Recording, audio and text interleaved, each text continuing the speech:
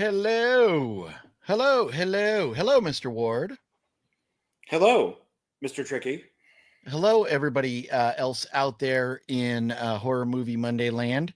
It is I, the OGP, and John. You really need a YouTube moniker. You know that, like an OGP or something. Well, I mean, in middle school, I went as the Holy Cow. That's amazing. I had a black jacket and it had a white collar on it, and I would flip it, and then I'd put my hands through it, so then the white collar would be this way, and I'd go around blessing people. And I call myself the Holy Cow because I go Amazing, moo, moo, amazing. moo. Well, we've got some fun stuff to talk about this week. Some movies coming out, something else with regards to the shirt I'm wearing right now, and some pickups that we're going to go to, and then maybe we'll open it up to some other guests, some other viewers that have wanted to be on at times. If they're here in the chat, maybe we'll get to them. I keep telling them one of these days we'll get to them, but we shall see. We shall see about all that.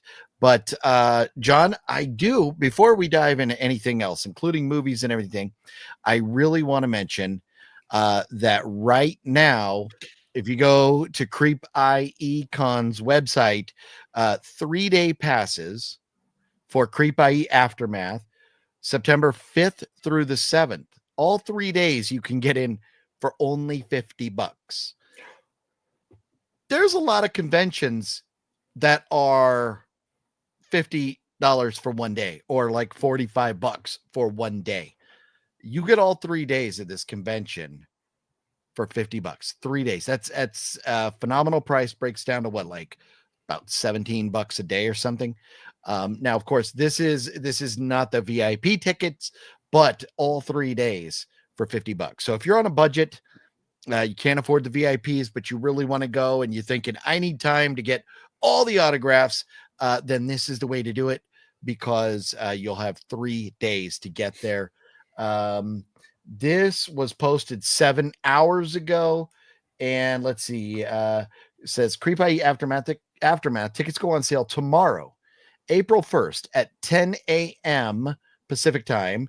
And for a very limited time only, 3-day tickets are just $50, including all fees. That's ridiculous. So it's not going to be $50 plus fees, around like $60. It's $50.24 out the door. So Creep I.E always puts on a phenomenal show, whether it's Creep I.E Aftermath, Creep I.E Con, and I'm sure they're going to have a phenomenal retro Palm Springs show coming up in just over a month from now. So very much looking forward to all that. So anyways, don't miss out on this great price, and don't say OGP didn't warn you. And John is here as my witness. So OGP and John both warned you. It is something you must do if you're into seeing celebrities, collecting autographs. And the cool thing is, so you have now Creep I.E Con, which is a horror convention. You have Creep I.E Aftermath, which is like horror / pop culture. And then you have Retro, which is they're doing like 90210, Saved by the Bell, a lot of retro type of show movie actors there. So 3 different shows. So should be a lot of fun. So anyways, with that being said, link is down below as always. And link to John Ward is down below. Be sure you're following him, YouTube channel, and his Facebook. I've yet to put your X account down there. Not really Facebook. My fault. I meant to say Instagram. Instagram and X, and then I refuse to do TikTok. But I'll eventually. Right now, my account is up on Facebook just because I'm seeing what's going on and stuff, but it's going to be closed. I'm going to delete it, and then I'm just going to have a Dark Park Films page.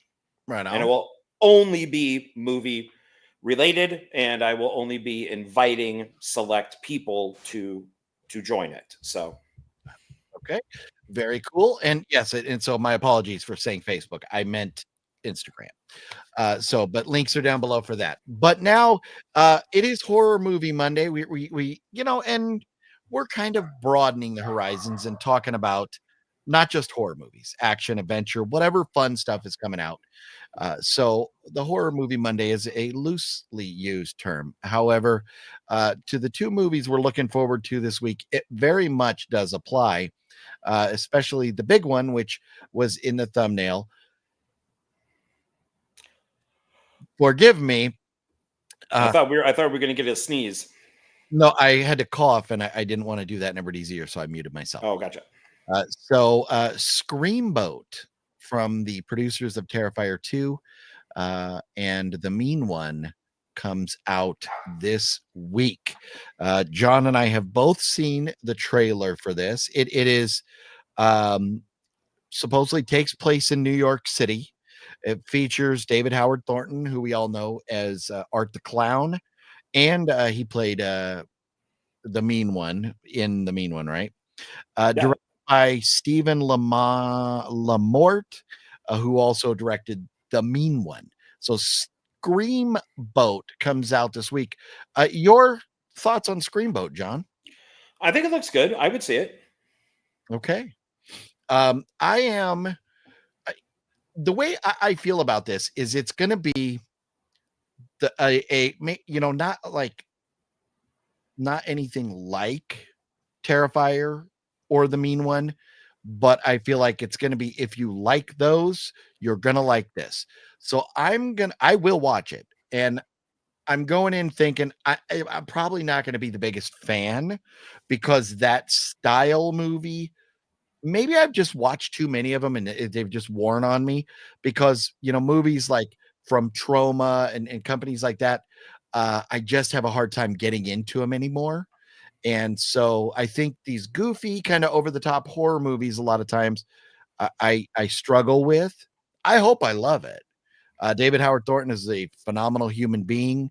And I don't know many others from the rest of the cast, but the trailer looks good. Supposedly takes place on the Staten Island Ferry, which is fun because I've been on that ferry many, many, many times. And so I'm curious to see, does it really look like the Staten Island Ferry? Did they really use the Staten Island Ferry? Which I doubt. But very curious to see it. My guess, I'm going to guess, and I'm going to put pressure on John right now. On a 1 to 5 stars, I'm going to guess that after walking out of theater, I'm going to give it a 2. Would you care to take a guess, John? 3. Okay. I'll say 3. Okay. Yeah. Forgive me for the barking dogs back there, the assholes. Go ahead. But I think I'm one of the only people who liked Mousetrap. So, I got to interview the writer and director, and the writer's also the main guy in it. But I liked Mousetrap. So it's going to have to be, on the same level or better than Mousetrap. Yeah. My guess is it is going to be better than Mousetrap. I'm not here to bash Mousetrap. It's been a while since. That's the one that I watched, Mousetrap, right? And then we talked about it. Yeah, that's the one that takes place in like the family arcade. Yes. I wasn't the biggest fan. It had some moments, but I just wasn't the biggest fan of that. I do feel like Screamboat, I think I'll like it more than Mousetrap. That is my guess. And maybe that's just because the New York City connection, the Staten Island Ferry connection, the David Howard Thornton connection. Maybe it's those things, but I'm not sure. But I'm guessing I'm going to rate this a 2, and I think I'm going to like it more than Mousetrap. So you can guess where I rated Mousetrap if you don't remember. less than a 2. So yeah, right. It might have been.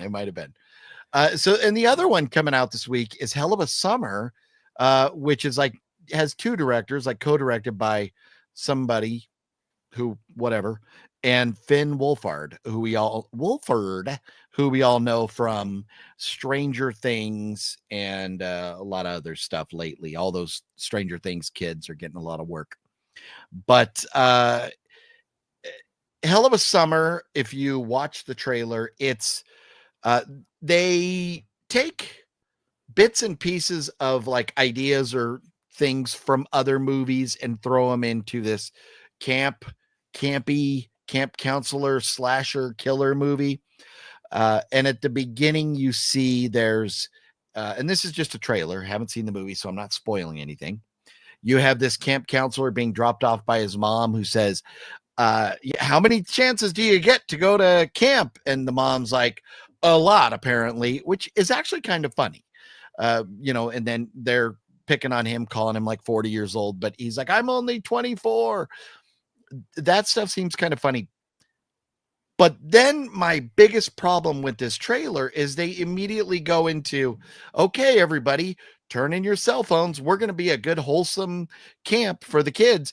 And all the camp counselors turn out to be shitheads. Like, oh, let's go get wasted and skinny dipping and this and that. And they turn out to be a bunch of assholes that you want to see dead.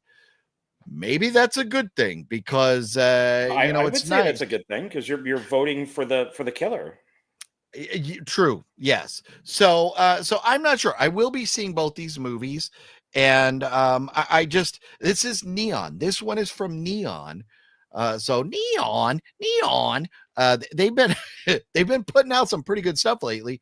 So hopefully, this surprises me. But I just worry, like Finn. How old is this kid? And he's already directing movies. Did he really direct?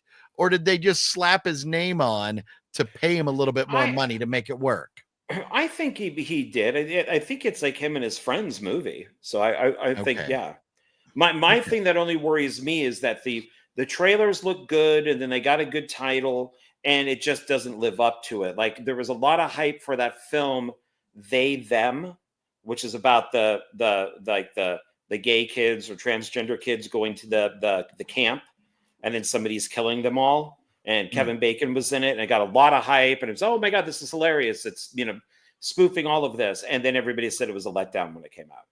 So, yeah, that is one that I never even gave a shot. I see anything with pronouns and hard left turn for me. So, I wasn't going to watch that. But so what are your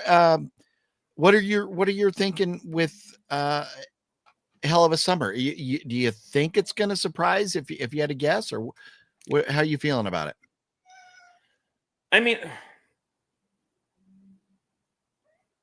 I don't know. I'll have to see. I'll right now give it, if I had to give it a star rating, I would probably, I'll give it 3 out of 5. It could go down or it could go up, but there have been a string of decent ones. I'm blanking on the titles, but there's been 2 that were slasher films that were time travel movies. And basically both dealing with girls. They go back to like the 80s or 90s to meet their mom, and there's a serial killer, and they have to stop them. I'm blanking. They're like, one is like Time's Up or something, and then the other one is Slash Out or Slasher. They're words that you would say during that time period, or phrases that you would say during that time period. And some of these have been pretty good. So yeah. So maybe. Okay. Yeah, I'm guessing, because I want to guess lower, but because it's Neon, I'm gonna guess a 3 also. I am very worried because these so many young people in Hollywood are so pretentious. They have been bred to be egomaniacs. And I just worry that they're maybe that young and surrounded by nothing but yes men. And that worries me. But looking back, sorry, you were going to say something, John? Well, I was waiting till you were done. So one of them is called Totally Killer. That's the 80s time travel one. And then the other one, I think it's the 90s, is called Time Cut. Okay. And they're basically, they look like they're kind of the same movie. Mm, But I've seen Totally Killer. I like that one, but I haven't okay. seen the other one yet. So we'll see. I mean, I get scared when these millennials or Gen Zs now are doing these type of movies, because I appreciate that they like them and that they watch them and they obviously know them, but Yeah. I mean, I'm 57. The 80s is my time. I grew up during these films, seeing them the Yeah. first day in the theater. So Yeah. it's I don't know. It scares me a little bit. But then I guess it'd be like if I made a movie kind of like was made in the 60s, and I wasn't, I was born in 67. So I'd like if Yeah. I made a film noir movie or something. I guess it'd kind of be the same thing. But so far they seem to have a decent handle on it. Yeah. Yeah. Well, and everybody, I will be saying hello to everybody here in just a moment in the chat. We have not forgotten about you. I just kind of wanted to get through a couple of these topics here first. And so, kind of quickly looking at, I don't want to dive into everything that Neon's done, but I still need to see Presence. I haven't seen that yet. Directed by Steven Soderbergh, starring Lucy Liu. Love Lucy Liu. I need to see that, but that just came out from Neon. The Monkey came out from Neon. Yep, great. Honora, which I mean, Honora maybe one of the best 2 or 3 pictures of all of last year. Cuckoo, Long Legs, Immaculate. I'm just looking at some of the things that I've seen. Well, I don't want to mention that. Infinity Pool, which but I mean Yeah, they can't all be great. So, but and then Infinity Pool I need to watch again. I didn't like it when I first saw it. if you go back, it seems like you get further and further apart between good movies or memorable movies from Neon. But in recent memory, Neon has had a lot of good stuff. So I'm really hoping that they're on a roll and that this continues with Hell of a Summer. So we'll see about that. I'll be with you. I'll guess a 3 out of 5 also on that. So those are our guesses, shot in the dark guesses. We don't know. We haven't seen them, but we'll be checking them out this week. So let me say hello to everybody. Deadpool Fanatics is Happy Horror Movie Monday. Smash that like button. Yeah, everybody, if you would hit that thumbs up button, I would appreciate that. Gail, hello, Gail. How you doing? Talked to Gail, message back and forth a little bit earlier today, but glad to see Gail able to drop in for a little bit. Antonis, how you doing? Sean 420, Deadpool Fanatic. Tomorrow is April Fool's Day. Yes, it is. I'm not a big I joke around or goof or whatever, but I've never been one to plan doing April Fool's Day jokes. Have you ever played April Fool's Day's jokes on anybody? No, I just watch the horror movies. Okay. Oh yeah, there you go. So I'll tell you a story from San Diego, one of the greatest April Fool's pranks ever. A radio station in San Diego years ago. And anybody from San Diego or anybody old enough may remember this radio station, and I forget which station they were on, because this morning crew, they were called the DSC, Dave Shelley and Chainsaw. They were on like 3 different radio stations over the whole years that they were on the air in San Diego. Well, one April Fool's Day, I think back in the 90s, they told everybody that the space shuttle had to be diverted and wasn't going to be able to land at Edwards Air Force Base, and then it was going to land at this small airport in San Diego. It's not the major, not the international airport, but one of the smaller like putt-putt airplane airports. And so they said on air, and it was all an April Fool's joke, but people didn't know. The rumors started spreading, and suddenly thousands and thousands of people started showing up by this airport because they thought they were going to get to see the space shuttle land there. So, and then they, all found out it was an April Fool's joke. So probably the greatest April Fool's joke of all time, when you had that many people believing that the space shuttle was going to be landing there. So phenomenal. But I haven't ever done, I play jokes on people and stuff, but never April Fools. Speaking of April Fool's movies, though, is there? I probably failed by not preparing a list of. I mean, is there just April Fool's Day as far as April Fool's movies, or no? There's more, huh? Okay, I will look it up. Okay, you do that while I say hello to a couple more folks. Musashi, what's up? Mr. Jonathan in the house. What's going on, Jonathan? How you doing? Dominic and Gail says hello to John. And hey, Gail. Nick B says hello to OGP and John. What's up, Nick B? How you doing? Hey. House of G fam, what's going on? Collectify, good day to you, sir. Yes, Creep I.E sent me the same information today. Very nice. Yeah, you got to get those tickets. Well, they're cheap if you are in the area. Wife is watching Scream 6. Nice. Very fun movie. I like Scream 6 a lot. Wicked Network, what's up? Says hello, OGP and John. And Antonis says Screamboat looks so bad. Not looking forward to it, huh, Antonis?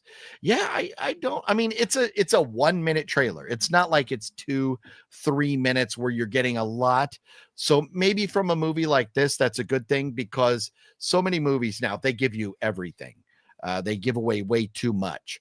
So who knows? We'll see. But John and I will bite the bullet for you, and we'll check it out. And hopefully John's able to check it out. I'll definitely be watching at some point this week, and we'll see. So Wicked Network says, "What's up to everybody?" A Fluffy Gamer is in the house. Can't wait for Dusty's Screamgoat. Is he really making a movie called Screamgoat? You're kidding, right? Al Pacino has a movie coming out. The Ritual looks good. Yeah, I remember seeing something about a new Al Pacino movie coming out, and Al does not very frequently disappoint. So hopefully that is good. Major Reeves, what's up? How you doing? Cody's House of Geek. What? What movie won? Oh, says, oh yeah, John Ward is a sexy beast. So there you go. How about that? Oh no, it is not I that is the sexy beast. It is Wet Movie 1 who is the sexy beast. Oh, nice. Especially after he hasn't showered on a very, very, very hot day.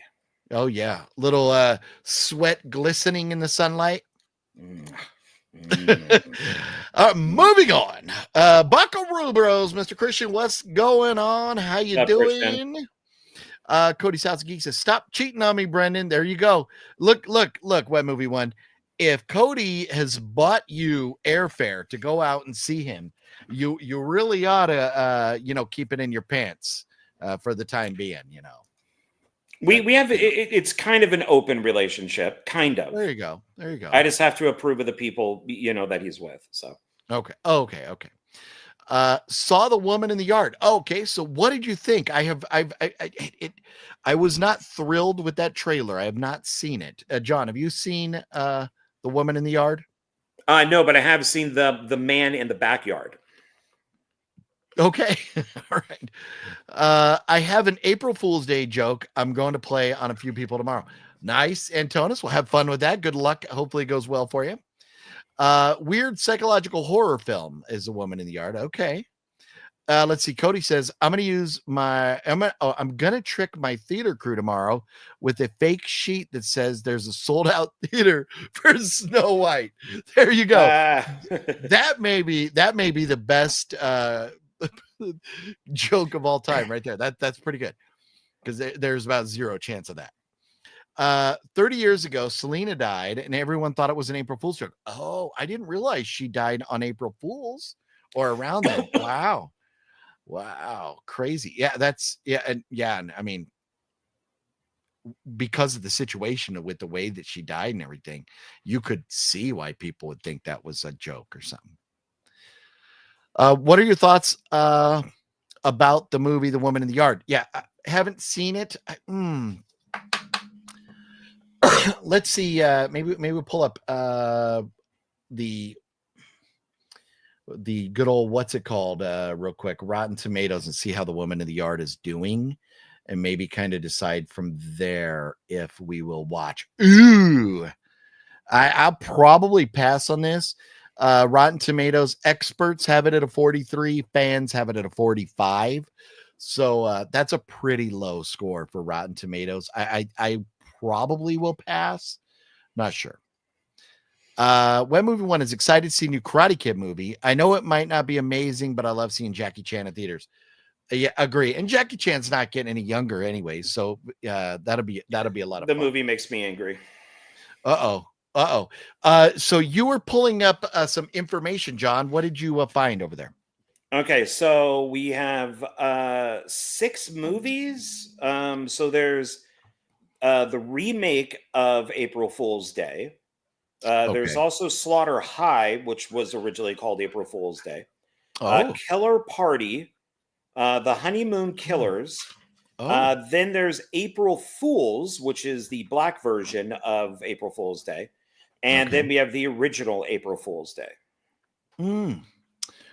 6 different movies to choose from, everybody. Maybe we'll try and check 1 or 2 out and recap them next week. So we'll see. But plenty of goodness out there for everybody to check out for your April Fools. I love a good holiday horror movie, as I believe John does as well.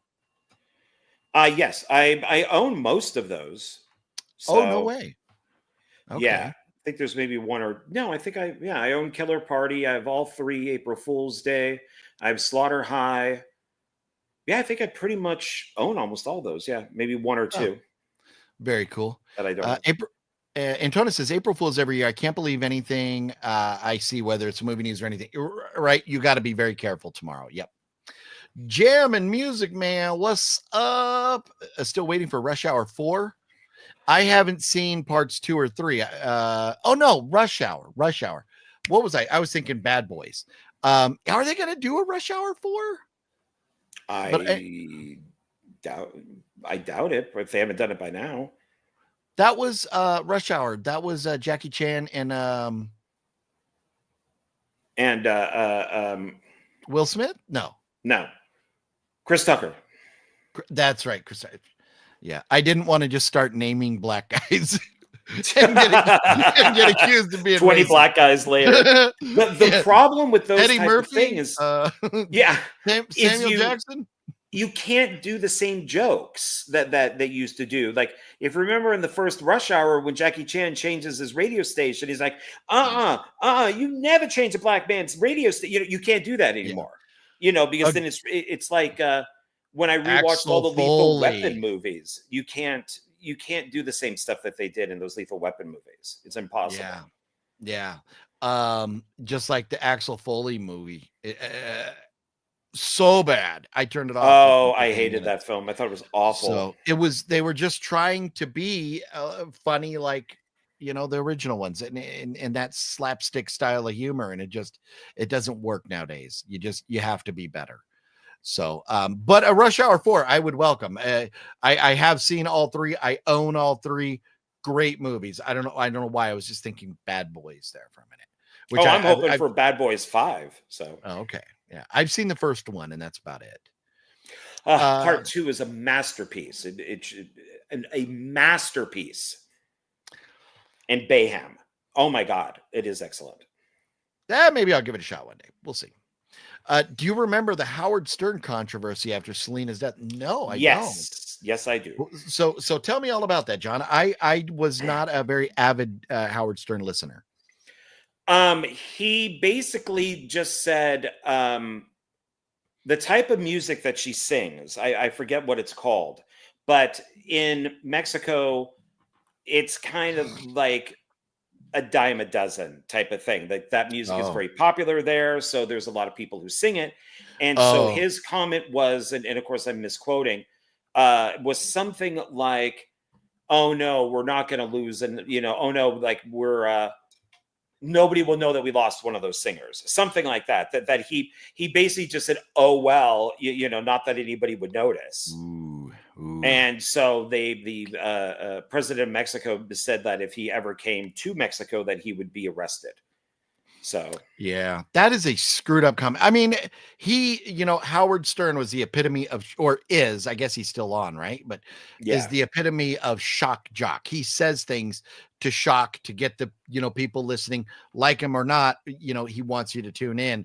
Saying something like that what probably boosted his ratings, even though a lot of it was hate ratings. But so she's saying, I just pulled it up, Tejano music. And yeah, it's, if you hear a lot of Mexican music, and it's, like Americans, there are different styles of Mexican music, but there's, like a lot of it does, especially if you don't understand the words, sound very much the same as the other stuff. So, but a lot of people say that about country music, that it all sounds the same. And so it would be like, if you lost one country artist, it's not going to put a dent in the industry, even if it's a major artist. The industry's still going to be fine. But Howard Stern, I'm sure, was not very, delicate with the way he phrased that. So that's, you know what? And here's the thing with Howard Stern, I have listened to him. There has been some funny interviews. There've been some good interviews. I liked when he's had some bands in the studio, like when Metallica was in studio with them and stuff, and playing things, talking about how they came up with certain riffs or whatever. He's had some good stuff, but I haven't been a regular listener, and I haven't had like Sirius XM most of the time that he's been on that platform. So I've never really been a fan of Howard Stern. Just all my friends when we lived in LA, we all loved him. Like when he had his book signing, I didn't go. They did. I did go to the advanced screening of Private Parts, but I just never really cared for the guy. I just never found him to be funny. But I know this stuff because my friends would listen to him all the time. Yeah, a lot of his humor wasn't for me at all. And that's, if I was listening to him, it wasn't usually for the humor. It was more for the guests, or, maybe the topic of, what they were talking about or something. Let's see here. So Wicked Network says Rush Hour 3 was 2007. It's been years. That's crazy to think. 2007. You're talking 18 years ago now. That's nuts. Yeah, there is a collection with all three movies. I have that one. Oh, okay, nice. Yeah, I think I just own my RUs are over there. I think I own all three like DVDs individually. Tommy Boy turns 30 today, and Matrix turned 26, and yesterday was 35th anniversary of Ninja Turtles. Wow. That's Tommy Boy turning 30 doesn't really surprised me so much. It's funny with Matrix. I really feel like Matrix seems older than 26 years old. Seems like it's been around forever. But hey, I was apparently 25 years late to the party in just watching the Matrix for the first time, and the Matrix 2 recently. But great classic movies right there. Yeah, I used to work at Blockbuster Video in Pasadena, and Chris Farley's brother would come in all the time, Kevin. He would rent, and we'd have conversations, about Chris and all that type of stuff. So I still have, I believe he had those bracelets, that you would see a lot of the times for like cancer and other things like that, like those rubber bracelets. He had one for laughter, like laughter cures because of his brother, dying, is that he started a foundation. And so he gave me one of those, and I think I still have it. But cool. Very, very nice guy. Yeah. That's cool. And so then the entire time that you worked at that store where he would come in, was that all after Chris had already passed away? Yeah. Okay. Yeah, that's, man. It's so tragic. All the big guys from SNL, they all seem to die young, and they're all some of the funniest cast members they've ever had. Liam, what's going on, Liam? How you doing? Hello. I've watched your videos with my fam and just subscribed. Decent. Well, thank you, Liam. Appreciate that. And hopefully, the goal here on the channel is to do at least a movie review a week and the horror movie Monday. So if you like talking horror movies and or action adventure, whatever, anything cool, Monday night is when we like to do this. So thank you very much for subscribing. I appreciate it. And John Ward does a lot of similar stuff on his channel, sometimes with me, mostly, or a lot without me. So make sure John's link's down below too, if you want to give him a sub as well. One of the cool people that came into Blockbuster was Ernest Lee Thomas. He, if you know who he is, he was on the oh my god, now I'm blanking. The TV show that he was on. Oh my god, now I'm gonna have to look it up. He played Rod. Oh, What's Happening? And he would come in a lot, and he was in Malcolm X and got to act right next to Denzel Washington. Okay. And he would come in and he would leave notes in the movies. So he was a really nice guy, and he would rent a movie and then he would return it, and he's like, my review's in the box, and they would just sit there and say, and I have a few of them, so I kept them.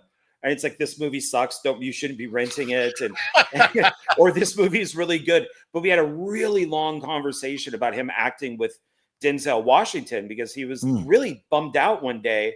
And I told him, I said, well, Spike Lee thinks you're a really good actor. He put you right up against Denzel Washington. So, you can't be a bad actor then. Why would he do that? And he really appreciated that. Very nice guy. We had a few people coming into that Blockbuster that were really cool to talk to. Yeah, I bet. That is cool. That is very cool.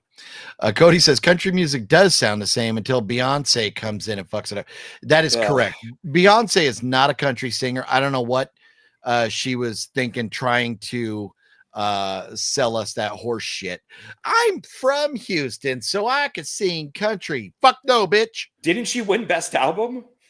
I think so, because I think Jay-Z bought that for her. That's what I think.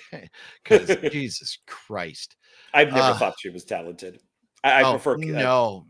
Kelly Rowland, I think, is better. Oh yeah. I believe Stern ended up having to apologize. Oh, and not surprising, Yeah, I think so. Brent Mania, what up? I had bad news today. Hopefully watching this helps. Well, I am sorry, Brent Mania, that you had some bad news. That is a hopefully bummer. Not too bad. And hopefully we're stupid enough over here you get to laugh at us a little bit. There have been reports that Rush Hour 4 is in development. That would be a lot of fun. That would be fun. I would doubt it. See, and I liked, being three of them and being that it's been so long since I've seen them.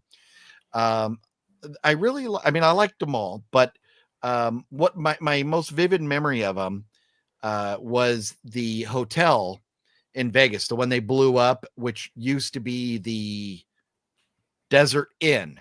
And I remember the Desert Inn, it closed down. And so all of a sudden they painted it red, and everybody's like, oh, are they going to rebrand it or something? And then you found out, they were imploding it, and it was like, what? So it's kind of cool the way you actually got to see that hotel decorated, because I'm even back as far as 2007.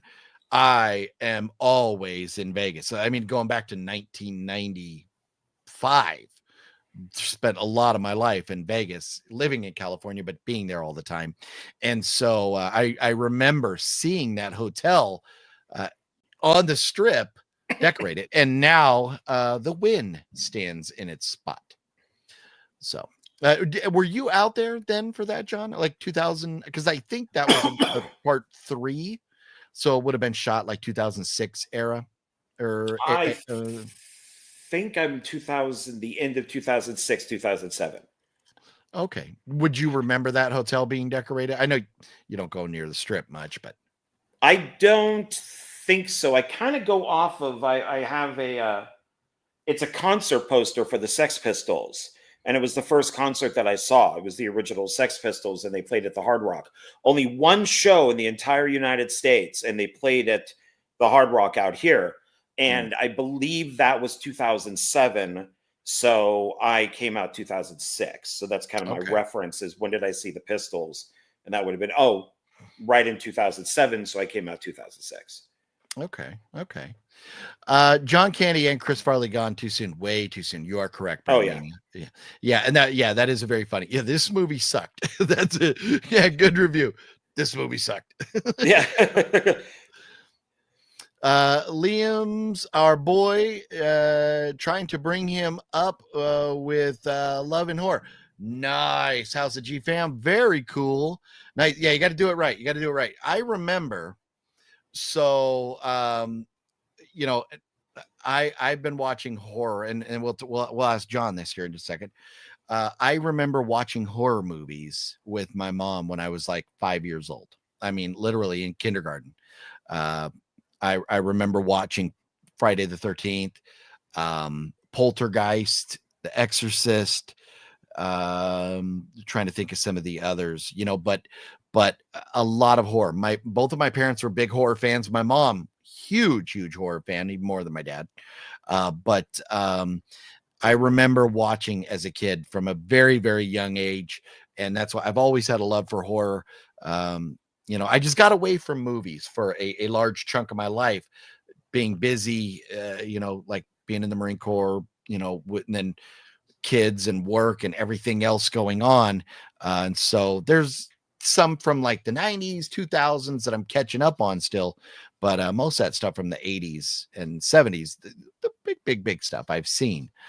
So what age, John, did you get into horror movies? I want to say maybe like around 10. Okay. I think my mom just wanted to like plop me in front of the TV set so she could go do her own thing.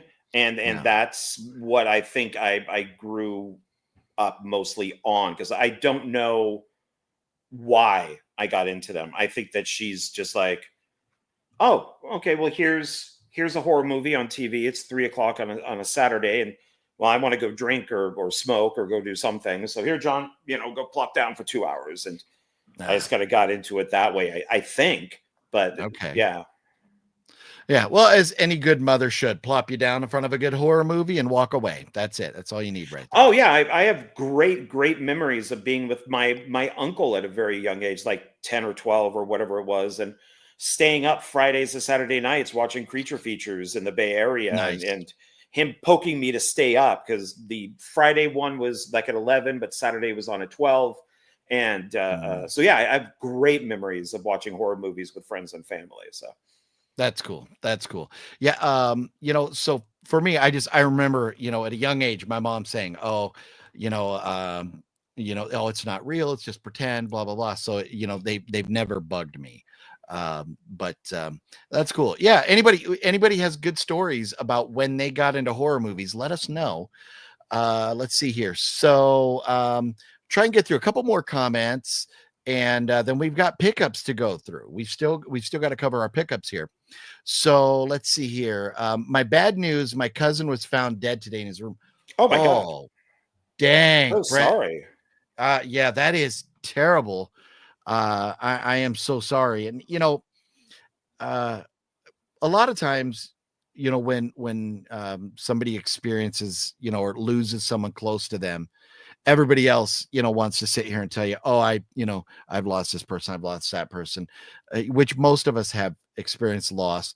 And so you don't need to hear any of that stuff, but you just got to know that my heart goes out to you, and that, I feel terrible for you. Losing people is not easy. That is a bummer. Hopefully, you find some solace in your cousin. I don't know if we established, you said his room. So some solace in his memory and stuff. And hopefully, you're able to, get some peace out of that. So that is tragic. My condolences to you and your family. Yeah. It's awful. Yeah, it is. Bummer. Liv, what's going on, Liv? How you doing? Happy Monday to you. Beyonce's Cowboy Carter won the 2025 Grammys for Best Country Album, making her the first Black artist. See, and that is the sad thing, because there have been some phenomenal Black country singers, and for her to win with that crap, ugh, not good. My third cousins are Loretta Lynn and Crystal Gale. No. Oh, wow. Are you serious, Gail? Wow. Man, I have wanted to go. I think you can still tour Loretta Lynn's ranch, right? Down like in Tennessee, I think, I think it's Tennessee. I think maybe it's by the border or so. I don't know where it is, but I seem to remember driving past it and going like, "Ooh, I want to go there someday." But that is very cool, Gail. Well, hey, I got to bounce. 7 a.m. opening shift for the theater. Well, Cody, man, thanks for dropping by and prep all this Minecraft BS. Yeah, I'll tell you, man. Well, Minecraft, is it coming out? I don't think it's coming out this week, right? It's like next week or something. Yeah, they're thinking that's gonna wipe out, a working man and of course Snow White. But then after that, Lilo and Stitch will wipe all the other stuff out. Well, but coming up soon. See, this is what's interesting. There's next week, The Amateur comes out. And that looks phenomenal. With Rami Malek. That looks so good. We'll talk about that next week. But The Amateur, I think, is gonna do very well. And is that I'm not seeing. Maybe I have to go to the next page for Minecraft. So there's The Amateur. Oh, and Warfare comes out. Warfare looks great as well, but it's not going to stack up against Minecraft. But I'm not even seeing Minecraft on the coming soon list here. But then a couple weeks after all that is The Accountant too. So there are some great looking movies coming up. Minecraft, I saw there was like a interview somewhere where a little girl was interviewing the adults from the cast, and that little girl looked like she had a stick so far up her ass. She was acting like she was an adult, like with one of them, the way she was talking and everything. I fucking hate when little kids talk like they're adults or talk to adults like they're adults. It's if you work together, you're on set together, you don't have to treat her like a child. You can treat her like a coworker, but don't come at me with all these big words that somebody wrote for you, because there's no way in fuck that you know those words. So yeah, I just, man, I saw that and I was like, fuck, I wouldn't want to see a Minecraft movie anyways. Like, I can't stand Jack Black, so I won't be saying it. It's yeah, just him doing the "My name is Steve." Oh my God, so funny! Ha ha ha ha! It's a normal name. Ha ha ha! Yeah. No. I find Jack Black as funny as I find Adam Sandler, and that's not funny at all. Ooh. Do not find it funny. Liv says, I watch horror since I was around 5 also. I had the worst nightmares about killers chasing me for years, but I've always loved it. Oh, that's funny. So you had nightmares but still watched. That's great. That is great. Let's see here. Hard to believe it's April tomorrow. I know. We always just like time flies. And we always say, man, time flies, but it really does. I looked it up. The House of the Devil, 1896. Considered the first horror movie. Yeah. You know what? I mean, what really got horror movies going, I think, was Nosferatu. But I think there were movies before that, because Nosferatu was like in the 20s, I think. Oh yeah, there were versions of Dracula and Frankenstein and all that. They were short, very short, but they were silent films. Hunchback of Notre Dame, all that type of stuff. Yeah. Gail says he was 7 watching Dark Shadows and watch Night of the Living Dead, 1969. They're going way back. John, Creature Features still plays here from Bodega Bay on YouTube every Friday and Saturday night, 8 p.m. Well, there you go. Oh, nice. Thank you, OGP Living John. Oh yeah, no, definitely Brent Mania. It sucks. That's a terrible thing to have to experience. So let's see here. Well, 2 more comments here, and then we're going to get to our pickups here. Christian says, first horror movie I saw was The Raven with Boris Karloff and Jack Nicholson when I was 5. It was on Saturday afternoon. Mom told me not to watch it, but I did anyway. Scared me as a kid. Nice. That's the way you do it. As a kid, mom says, don't watch that. You guaranteed you're watching it, right? And Liv says, I actually saw Darius Rucker open for Brad Paisley years ago. He had a great voice, not a big country fan, but my best friend at the time was. He did a cover of Purple Rain that was surprisingly good. Wow. Okay. I cannot imagine Darius Rucker doing Purple Rain, but I'd like to hear that. But yeah, no, Darius Rucker. But I mean, even going, I mean, I'm not talking about just recently, because we've had a lot of like, what's his name? I almost said Kane Hodder, but Kane Brown, African American black country singer. But I mean, I'm talking about all the way back to like Charlie Pride, right? Like back like in the 70s. So there's been a lot of great, black country singers.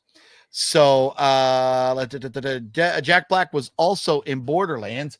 You mean Bombing Lands? Yeah, that I haven't watched that, and it's a hard pass for me. I'm not going to get into that. So John, you have some things that you picked up this week, did you not, that you wanted to show us? Yes, I can actually show you the I'll start off with the hate buy, the Funko Pop hate buy. Okay, how many things do you have? Do you have quite a few things to show us?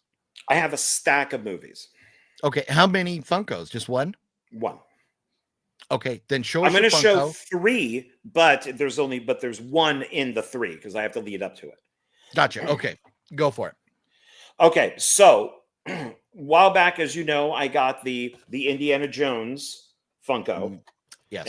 And on the back, it shows the characters from basically like Raiders of the Lost Ark, Last Crusade, all that type of stuff.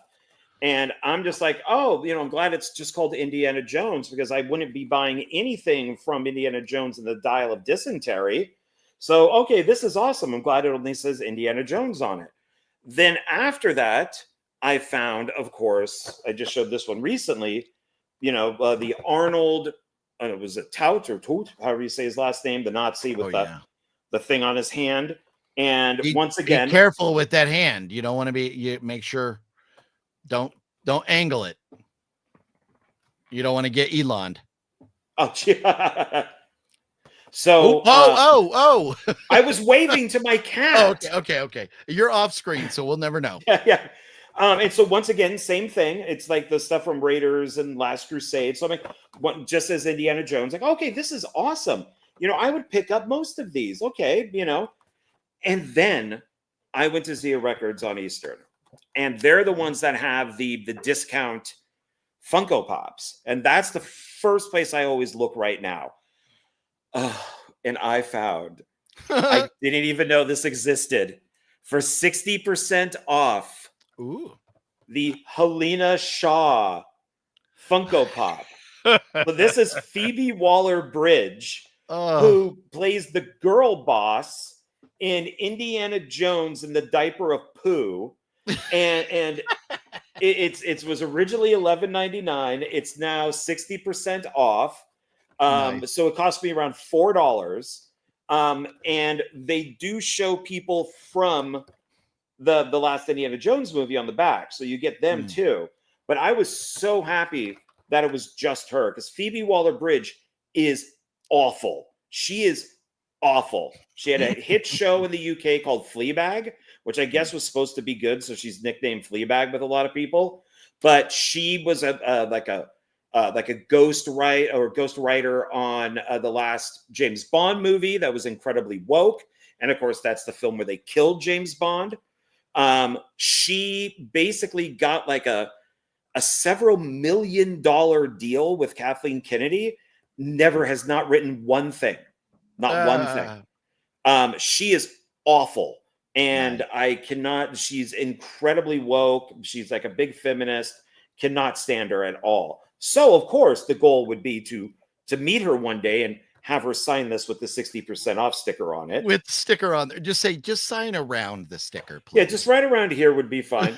And it's funny that it's got the Indiana Jones sticker, But it's Indiana Jones up there. So why do we? I don't really know why there's a second sticker there, or just a sticker. Yeah, that's funny. That's that is funny. Uh, no, that's great to add to your hate buy collection. Yeah, So, yeah. I do want to say, Robert, what's going on, Robert? Yeah. Robert, you just saw the message, but hey, Robert, if you want to jump on in a few minutes, let me know. Hit me up. But good to see you, and I'm loving the thumbnail, the Punisher little thumbnail, or what do you call those things? There, are the picture? They're not called thumbnails, right? People's little pictures. What are those called? Oh, like In the chat, like a little like avatar or the avatar. Yeah, there. Yeah, or I think, well, I don't know. But anyways, the Punisher, very cool. Nocturnal, what up, Nocturnal? How you doing? Liv has a soft spot for I still know what you did last summer. I'll blame it on nostalgia. Jack Black's character is so bad, but I find him hilarious in it. He's actually okay in that. I've liked him in one or two movies. Like he's great in High Fidelity. He was good in School of Rock. But it's the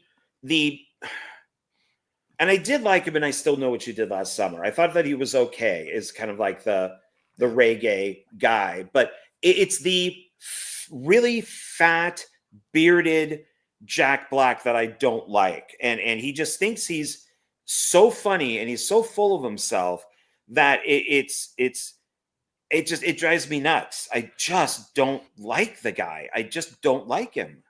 Yeah. So, there are some Jack Black movies that I've enjoyed, or movies with him that I've enjoyed.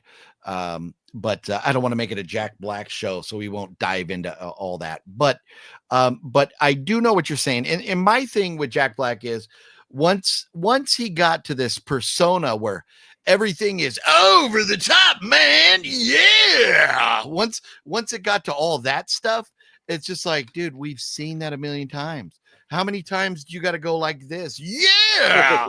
Like, we've seen it. So, it's just like, Adam Sandler. It's little, we've seen it. Do something new, write something Can't stand Adam Sandler. different. It's like you take your favorite band. They make one or two or three songs that sound very similar. Then you want to hear them do something that sounds a little different. You don't want the same song over and over and over. You want something different. So I think that's Jack Black's problem, is he's just some people expect this persona, or he thinks people expect the persona. And it's like, it's tiring. It's just tiring. Yeah. So, it's funny because I like Adam Sandler as a serious actor. I don't know if Jack Black has really done anything serious, so maybe I would like him if he did a drama. But I like Adam Sandler, like Spanglish and Funny People, and some of the other stuff that he does. But the Jack and Jill and all of these, oh my God, the Grown Ups is just awful. And I know this is sacrilege. I don't like Robin Williams. I don't think he's funny. John has just been banned from the channel. He's just another one of these guys that just runs around the stage and yells a lot. I went to the same high school as Robin Williams, so I'm allowed to say this. And but man, is he a great serious actor. Stuff like 1 Hour Photo, Insomnia, The Night Listener, The World According to Garp. Even Popeye he was great in. So, which is a comedy, I know, but he's not Robin Williams. He's Popeye. So, Popeye's great. I love Popeye. Yeah, so certain actors I like that do serious roles, and I think they're very good, because normally comedians are very depressed in real life, like they suffer from depression. Oh yeah, so they work really well with those serious roles. I just don't find them to be funny. I just don't. See, I have loved. Probably my most favorite thing from Robin Williams was his stand-up comedy. I mean, I loved, Mork and Mindy. I loved, like Popeye. Almost everything I've seen that he's done. To me, maybe Mrs. Doubtfire was just played out too much. But it's. I hate Miss Doubtfire. I'm sorry. Yeah. I saw one of you guys over here says Miss Doubtfire, but it just the beginning of the movie pissed me off when his character is in the recording studio and he's doing a voice for a cartoon, and he's watching the cartoon and doing the voice, and it's like, you guys make, this is Chris Columbus who directed this. You guys make fucking movies for a living. You don't do that. You record the voice first and then you do the animation, unless you're doing like anime where it's already done in, like, let's say Japanese, and then you do the voices after it's done. You don't do the cartoon first. It's like, how do you guys not know this? And then, of course, the makeup that Miss Doubtfire would have would take like 10 hours to put on, but yet I'm done now, Miss Doubtfire. So no, yeah. I couldn't stand Miss Doubtfire. I could not. Yeah. For me, it's a movie I've seen like a long time ago. And I remember like, it being like, whatever. But here's the thing. So like with Adam Sandler, I've never seen one of his serious movies because I just can't take him serious. And so they've just never like stuck out to me as anything I need to see. But most of them wouldn't be genres that I would care to watch anyways, irregardless of whoever's irregardless. The man-child genre, basically.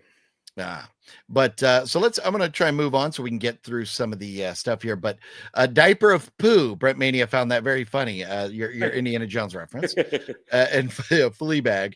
So she's a real Fleabag. Yes, I would say. I can't stand her. God. So now here is, and I like this comment. Brent says Adam Sandler is a very humble guy. I from what you see of him from Autograph Hounds, when Autograph Hounds go up, a lot of people are like, fuck off. Adam Sandler will sign stuff for people. He does engage. So everything that I've seen, I do feel that he is humble. I mean, maybe he is, but I'm sorry, when you're making like an $80 million movie for Netflix, and he did like that stupid Western that he did, was it like the Serious Six or Ridiculous Six? I'm sorry, that's money laundering. I'm sorry. You are, and Red Letter Media did a few videos on this, and I agree with them, is you're paying all your friends this a ton of money. It's all, there's something very shady in what he is doing, and it's. But when Netflix signed, I'm not saying, you need to like him or anything, but when Netflix signed him to that deal, they knew going in, you sign Adam Sandler, you're getting David Spade, you're getting Rob Schneider, you're getting a lot of these. They're all getting paid like $10 million, $5 million. They're all getting, because he's asking for. So it's this scheme. It's this. No, I don't like the guy. I just I'll watch him in serious stuff, but I just no, I won't. The only thing I'll say about Netflix is most of the stuff Netflix puts out anyways sucks. Yeah. So every once in a while Netflix has a hit. So it is what it is. I'm not too worried about what he's got. Jack and Jill is so awful, and you brought up Al Pacino, so you got to take back a little bit what you say, because Al Pacino is in Jack and Jill, and it's a film he regrets. So, and that's if I remember what I said, I'd have to go back and look, but doesn't disappoint that often, or something along those lines. But everybody has their stinker. Yeah. Michael McNally, what's up? Let's see here. Let's move away from Mr. Sandler here. My favorite movies with Robin Williams was Moscow on the Hudson, The Survivors, and Awakenings. There you go. Let's see here. Good Will Hunting. Anybody like that? So not bad. He was good in that. No, Good Will Hunting is phenomenal. It is a very great movie. It's a good movie. Yeah, and that's why Fluffy Gamer and I originally started this here YouTube channel as the Good Will Hunters. So it was definitely a play on words off that. Let's see here. CinemaCon started. What is that, Antonis? I don't know what that is. CinemaCon, maybe? Oh, CinemaCon. Oh, is that a convention? Let's see. The crazy thing is Adam is a very good actor. When he's serious, Uncut Gems, Punch Drunk are both phenomenal. Yeah. So Liv is in agreement with John. Yeah. Let's see here. So, okay.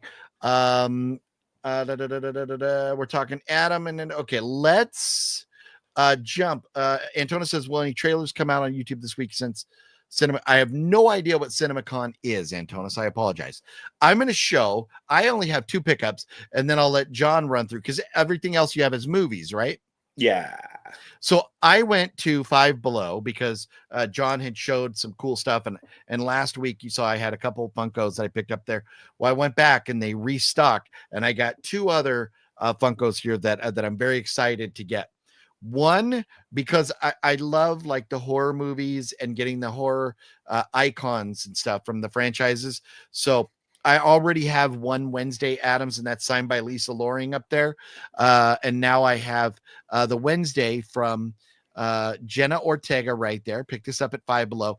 And now Five Below, they're big fat liars because these are now $5.99 or $5.95 or whatever. So they're really $6 now.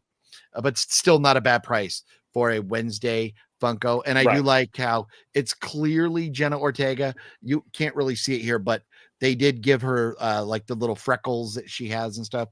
So Wednesday, very cool. I don't see Jenna Ortega doing conventions anytime soon, so I don't anticipate getting this signed, but I love the horror icons. After Death of a Unicorn, she might be. That big spoiler alert. Yeah. I saw that in theaters and wanted to kill myself. It was pretty terrible. Right now, she's like, "Oh shit! Can I still get on the new Scream movie? Or are they still filming?" Well, the check cashed. So, but she does have season 2 coming out. She's gonna be all right. Oh no, she's good. I like her. And then the other is unfortunately one that there's 0 chance I will ever get signed. And the funny thing is, I don't think she would be as big of a dickhead as Mark Hamill and try and charge $700 for an autograph. And that is Princess Leia. So I do have several Star Wars. I have about 10 Star Wars Funkos, maybe a couple more than that even. And so seeing Princess Leia there, I was like, oh, no way, I got to get that. And there's Darth Vader, a Stormtrooper, Luke Skywalker, and Chewbacca are the others that you could get from this particular collection here. But love Leia, one of the absolute mainstays of that franchise. And I did not have her before. So for $6, this was a phenomenal pickup. So that is what I got right here. Let's see. Cinemacho, man. Oh, shit. Oh, here we go. Oh, yeah, brother. How's Monday night going and flowing? Oh, yeah. Snapping into those Slim Jims down there in San Diego. Yeah, that whale's vagina. That's where Cinestalker is, snapping into them Slim Jims right now. What's up, Mr. Stalker? Jack and Jill sucked, but everything else Adam Sandler has done is good. No. I'm gonna have to disagree with that. We're done with the debate. We're done with the debate. I'm gonna have to disagree with that. No, not at all. No. I will say there is. I watch a lot of YouTube, and I watch a lot of the like YouTubers making fun of people that are the simps for Star Wars and Marvel movies and stuff, just so they can get, access to these things, even though they may not like it. And they do in between, they take movie clips and put them in between the YouTube people. One of them is a guy, and it looks like he's on a game show, and he's like, he goes something like, and I'm misquoting it, but it's like, what you have said is incredibly like dumb. And you have made, and he goes through like this long speech, and you have made everybody in this audience stupider. And I'm like, what is, and I love this line. I'm completely mangling it. And I'm like, what is this line from? And I Googled it, and it's from Billy Madison. So I might have to rewatch Billy Madison, because I saw that like 20 years ago, just for that one line to see maybe if I like it, because it is a great line. But I guess Billy Madison says something on like a game show, and the host tells him how stupid he is and how he's made everybody else stupid. But, it's not a game show. That's not a game show, but I know exactly what you're talking about now. Yeah, where the guy goes, like after Adam Sandler finishes talking, he goes, "You know what you have said has made every person in this room a little dumber," or something like that. Yeah, he goes on with it, like really insults him. It's like a long line, and it's very funny. And I'm like, oh no, it's from Billy Madison. Yeah, Now I'm gonna have to watch Billy Madison again. I will give you a chance to I'll give you 30 seconds to respond after I say this, and then we're done with Adam Sandler. Adam Sandler, I do not care for Daddy's Boy or Dad, whatever that is. But Happy Gilmore and Tommy Boy and what was the one we were just talking about there? Was that Tommy Boy? Tommy Boy. He's not in Tommy Boy unless he produced it. Isn't oh that's no Farley. No. Okay, that's right. No, so yeah, okay, I'm thinking of Billy Madison. So there's 3 Adam Sandler movies. Oh, and Waterboy was kind of in that. I don't like Waterboy. I don't like Waterboy. But Billy Madison, Happy Gilmore, and then there's something else. But they're still great. Yes. Okay. Billy Madison. Well, now you said that you would give me 30 seconds. I was going to say the clock is ticking. Go ahead. Okay, so this is short. So very, very, very long time ago, we're talking like 20 years ago, whatever. When I worked at Blockbuster, my friend Mitch and I decided to rent out whatever movies were available from him. And I think it was like Billy Madison, Happy Gilmore, Waterboy, maybe one more. And we're like, why does everybody find this guy funny? Because I hated him on Saturday Night Live. Ukulele Man, how is that funny? That's not funny. Ukulele guys don't even do news. This is stupid. This is dumb. And I hated that shit. And so we watched all 3 movies, got drunk, had a pizza, and they still weren't funny. I mean, it's and I had alcohol and good pizza, and they still weren't funny. No, I just no. Yeah, that's rough. Okay, so Adam Sandler has been put to bed. Good day, sir. We will, as of this right here, we will let's see. Hold on a second here. I got to do something here. Wedding Singer was good. Yeah, I see Wedding Singer there. Yeah, that was good. I was not a fan of Wedding Singer at all. And I will give him credit is that the women who play his girlfriends in the movies are hot. He does get hot women to play girlfriends. I mean, money talks. Adam Sandler. We're done. We're done. Adam Sandler, good day, sir. Mr. Robert, I see you. You are currently sideways. If you want to see what you can. Oh, there you go. Let's see here. So, Big Daddy. Thank you. Yeah, I wasn't a fan of Big Daddy. Okay, bye. We're done. We can't talk about it no more. It's motherfucking. It's vamp time. Hey, what's up, Robert? How you doing? Can you hear me? I hear you loud and clear. Can you hear me? Okay, yeah, I can hear you. Nice. What's going on, man? It's been a while. How you doing? I'm doing okay. About like 2-3 weeks ago, man, I was so sick as a dog. Oh man, it was going around. Everybody was getting it. You got it. Yeah, I know. I had like a temperature of 101, 102, and that's the sickest I have ever been in a long time. Wow. Yeah. Well, you seem to bounce back, right? You're doing good now? I did. Yeah, I was just getting over it about a week ago, and I finally went back to work too. Nice. Yeah. So, working for a big company like you do, you probably had some good paid time off. You're probably okay with that. Didn't get in trouble at work? Nah, no. Good. Yeah, but what do you call it? I was in a lot of pain too. I don't know what I had. I was in bed every day for about a week and a half or something like that. That happened to me too, man. With the surgery and stuff. Well, after being in the hospital, I got out, and then it was, I don't know if it's COVID or if it was what, but oh man, yeah, I felt like crap for a while. Oh man. So like a flu kind of thing or something. So, okay. so John's gonna do the rest I'm of fine. his How are you? right Good, now. good. But well, maybe we should before John's pickups. So you had mentioned, John, Death of a Unicorn. Have you seen that yet? No, and thanks to the reviews, thanks to you, thanks to the box office, I don't think I will. It seems like that poster is lying, where it has like some monster-looking unicorn, like almost like attacking a young girl. Yeah. The poster looks good, but everybody says it's awful. Yeah. So the poster does look good.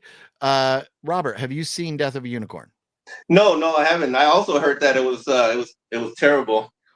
Yeah. So I did go see Death of a Unicorn, and I actually, because I said I was not going to do a review for it, but when I walked in, I recorded a review for I recorded an intro to the review, walking in and going to the theater and all that.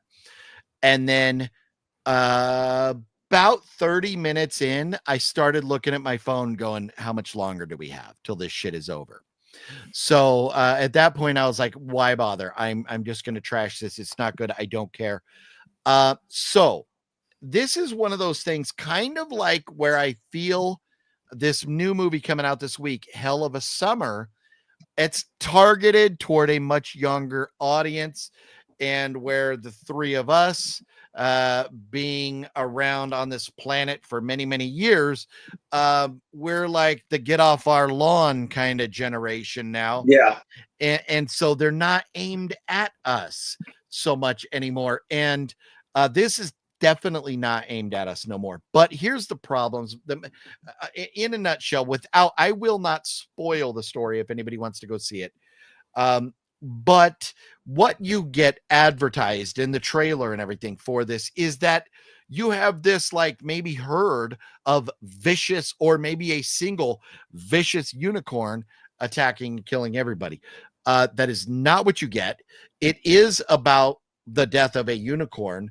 But then after the death, there is an element of a group of people that argue over like what to do with the unicorn, because if you know anything about unicorns, they have magical powers and stuff.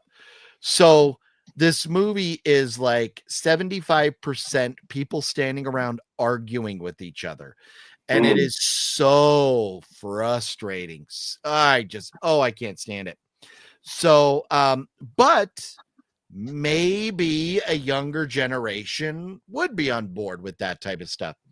There was a lot of humor intended to be in their arguments, and it missed. It was not good. There was like one moment that I laughed when, like, you know, a guy shows up, and fuck it, I'll spoil this one little thing.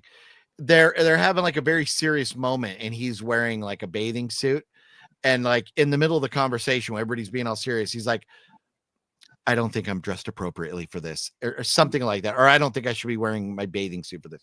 And that was pretty funny because it was so obscure, random. But otherwise, all the other comedy was missed. And Jenna Ortega's character was fucking annoying. I don't fault her for that. She didn't direct the movie. She was just in it. But her character, the way it was written and everything, was so annoying, as so many of the people. This had an amazing cast. It had so much potential, but the CGI was terrible. The direction of the film was terrible. So much of this was just bad. It was way too fucking long for what it needed to be. I don't even remember how long it was, but it just went on way too long. So Death of a Unicorn, wham. I think I gave it 1 out of 5 stars, and that's only for the cast. Wow. So was it worse than Working Men? Yeah, but by far. Yeah. Okay. By far worse than a Working Man. Yes. So, and so a Working Man, and if anybody wants to see, I won't spoil it, but I did a review, put up on the channel a couple days ago, my thoughts on a Working Man, and I pretty much laid out there. I don't spoil how the story ends, but it's a Jason Statham movie. You know how the story's going to end. Yeah. I mean, you know, once you meet the characters, you're like, okay, this is what's going to happen. And they don't deviate from the formula. But so, that's so if you know how it's going to end, then it shouldn't bother you, because that's how all of Jason Statham's movies are. Yes, but that is not what bothered me about it at all. But just saying it's you have the Jason Statham formula. My point in acknowledging that was that I wasn't going to spoil the movie. In saying what I'm saying now is that it had so many flaws and I had so many problems. From going from The Beekeeper, which I thought was phenomenal, especially the story and having different layers to the story for a Jason Statham flick, I thought was great, because I don't expect that depth to a story, the depth to a script, or characters having that much depth. I don't expect that from a Statham movie. I expect people getting their ass kicked. But this one was... It just didn't know. It didn't know. Halfway through the movie, it goes from being like a normal movie into fantasy land, and you get gigantic moons and weird fucking characters and stuff.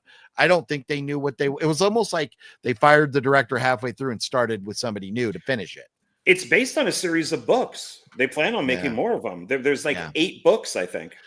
Well, here's the thing. And I'm not going to hide from the fact that I think it's complete dog shit, but the whatever expert reviewers have given it a 49 on Rotten Tomatoes, but the fans, who I referred to on Phat Samurai Guy's channel as the Jason Statham apologists, they have given it an 89. Wow. Jason Statham fans love the movie. I am not going to enjoy a movie just because it's Jason Statham. It needs to work. I mean, hey, there's I just saw a movie with Anthony Hopkins that I am not a fan of, and I love Anthony Hopkins. So, and that was the movie Locked. It wasn't great. So, let's see. I will watch it. And most likely I will like it. So. As you should. I don't think Samurai like it, but it's interesting because on Phat Samurai Guy's channel, he always has Kung Fu Santa, Rick Myers, on there. And Rick Myers loved it and was telling me I was flat out wrong. But I outline my thoughts on that review, and anybody can see it if you want. I will not purchase it. I will never watch it again. What a piece of shit from the sound of it. Yes, we're talking about Death of a Unicorn. It was indeed a big steaming pile of doo-doo. It definitely was. Isn't it great how Snow White tanked? Yeah, and that's, you know what, Cinestalker, you get a prize for being like the first one to mention Snow White tonight. I don't think we've even talked about it yet. Not that I remember. So, but yes, it's phenomenal that it tanked, and also the new Robert De Niro, because he wants to act like such a crybaby lately. His movie only made $3 million. So there's that. So without further ado, speaking of bad movies, John, what did you pick up this week that you have to show us?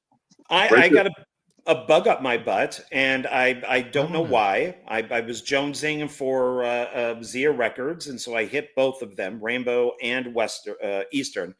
And pretty much I just went through my list, and if they had it, I bought it. I'm collecting a lot of comic book movies, video game movies, and like not like books that have been made into movies for like superheroes and stuff like that. So the first few that I have here are for our Blu-ray. So I did pick up, and some of these are bad. I picked up good and bad on purpose because I have my whole shelf that is all those types of movies, good and bad. So I did pick up The Lone Ranger with Johnny Depp and Armie Hammer. I have not seen that, but I love Johnny Depp. Go ahead. What's your thoughts on that right there? It's boring as shit. I'm willing to rewatch it just in case. I do like Armie Hammer. But if you watch the documentary House of Hammer, you find out that his entire family are a bunch of scumbags, which is why he fled the country. But I think that he's a good actor. I need to rewatch it, and it's Disney. So it's a lot of people did not like Johnny Depp playing a Native American. So interesting. yeah, and it's from the director of the Pirates of the Caribbean movies and like National Treasure and stuff. So it has a good director. So I'm surprised that it was not good. So okay. Before you go on to the next one, I just want to say to anybody else watching right now, if anybody wants to join us and hang out, Cinestalker, or anybody else, first timers, I know I've had few people going like, hey, I'd like to join Beyond sometime. If you want to join and be on for a little bit, what I am asking everybody, you have to. I'm not just going to allow anybody on. You have to be following me on Instagram, and you have to message me. Obviously not Cinestalker, but I mean, you could just message me or whatever. But anybody else, if you've never been on and you want to be on tonight, pardon me, hang on, I got to burp really bad. Ooh, that was a good one. But you have to be following me and message me on Instagram, and we'll see about getting you on. So if you don't have Instagram, sorry, Charlie. Rachel said hi to everybody. Oh yeah, I saw that. I saw that we were talking. What's up, Rachel? How you doing? Now, Robert, you didn't go and get Rachel sick when you were sick, did you? Yeah, she got sick after me. So that's messed up, Robert. That's all my fault. I know that. Yeah, I know. Hopefully, you like owe her some flowers or a nice dinner or something. Yeah. Like that. But I'm sure you. I'm sure you did something nice to apologize for getting her sick. Yeah, I did. Yeah, her and her daughter got sick, so that was my fault. You know what? It was going around. Everybody was getting. Yeah, that's true. But I hope you're doing well this evening, Rachel. Good to see you. I seen Death of a Unicorn. I liked it. I was so excited for it. Nice. Well, Daniel, that's cool. I don't root for everybody to hate it. I give you my opinion. That's what we do. We talk opinions. I am fucking missing something here. Is it your birthday today, Robert? Oh, no. Okay, I saw Danny say happy birthday. No, actually, it's not my birthday. I forgot to change it on my Facebook.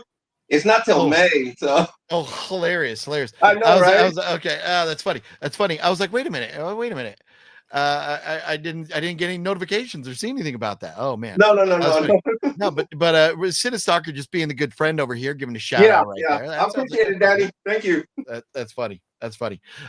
John, carry on, sir. What else did you get? I also grabbed and I didn't know this. I thought this was going to be the DVD, but this is the deluxe edition of Street Fighter. Oh, okay. I have still yet to ever watch that movie. I haven't seen that movie in a long time. That's from the 90s, right? Yeah. And it's sad because you could slowly see Raul Julia dying. Like in each movie that he made, he was just dying, and you could see him getting thinner and thinner and thinner. Thin, yeah. He's very thin in this one. Wow. I think it was right after this is when he passed. So yeah, man. And I'll tell you, I love, and I still love Street Fighter. Back in the day, going to the arcade, like me and Fluffy and then other friends. I was never good enough to, play in tournaments and stuff. I was never that much of a gamer. But they always had like tournaments at the arcades and stuff. And we had some friends who were like really, really good. But Street Fighter was always fun. I love playing Street Fighter. I got Street Fighter for the PlayStation 2 still. One of my favorite games, and PlayStation 2 is definitely the console I love playing it on. Next to like an actual arcade. But man, I should watch that movie sometime. I really should. I mean, it's good. Yeah, it's good. I don't play a lot of video games, so it's so I just kind of go off of the movies. Okay. But so for me, it's just a Van Damme movie, pretty much. This one, everybody seems to hate, and this is considered to be one of Keanu Reeves' worst movies.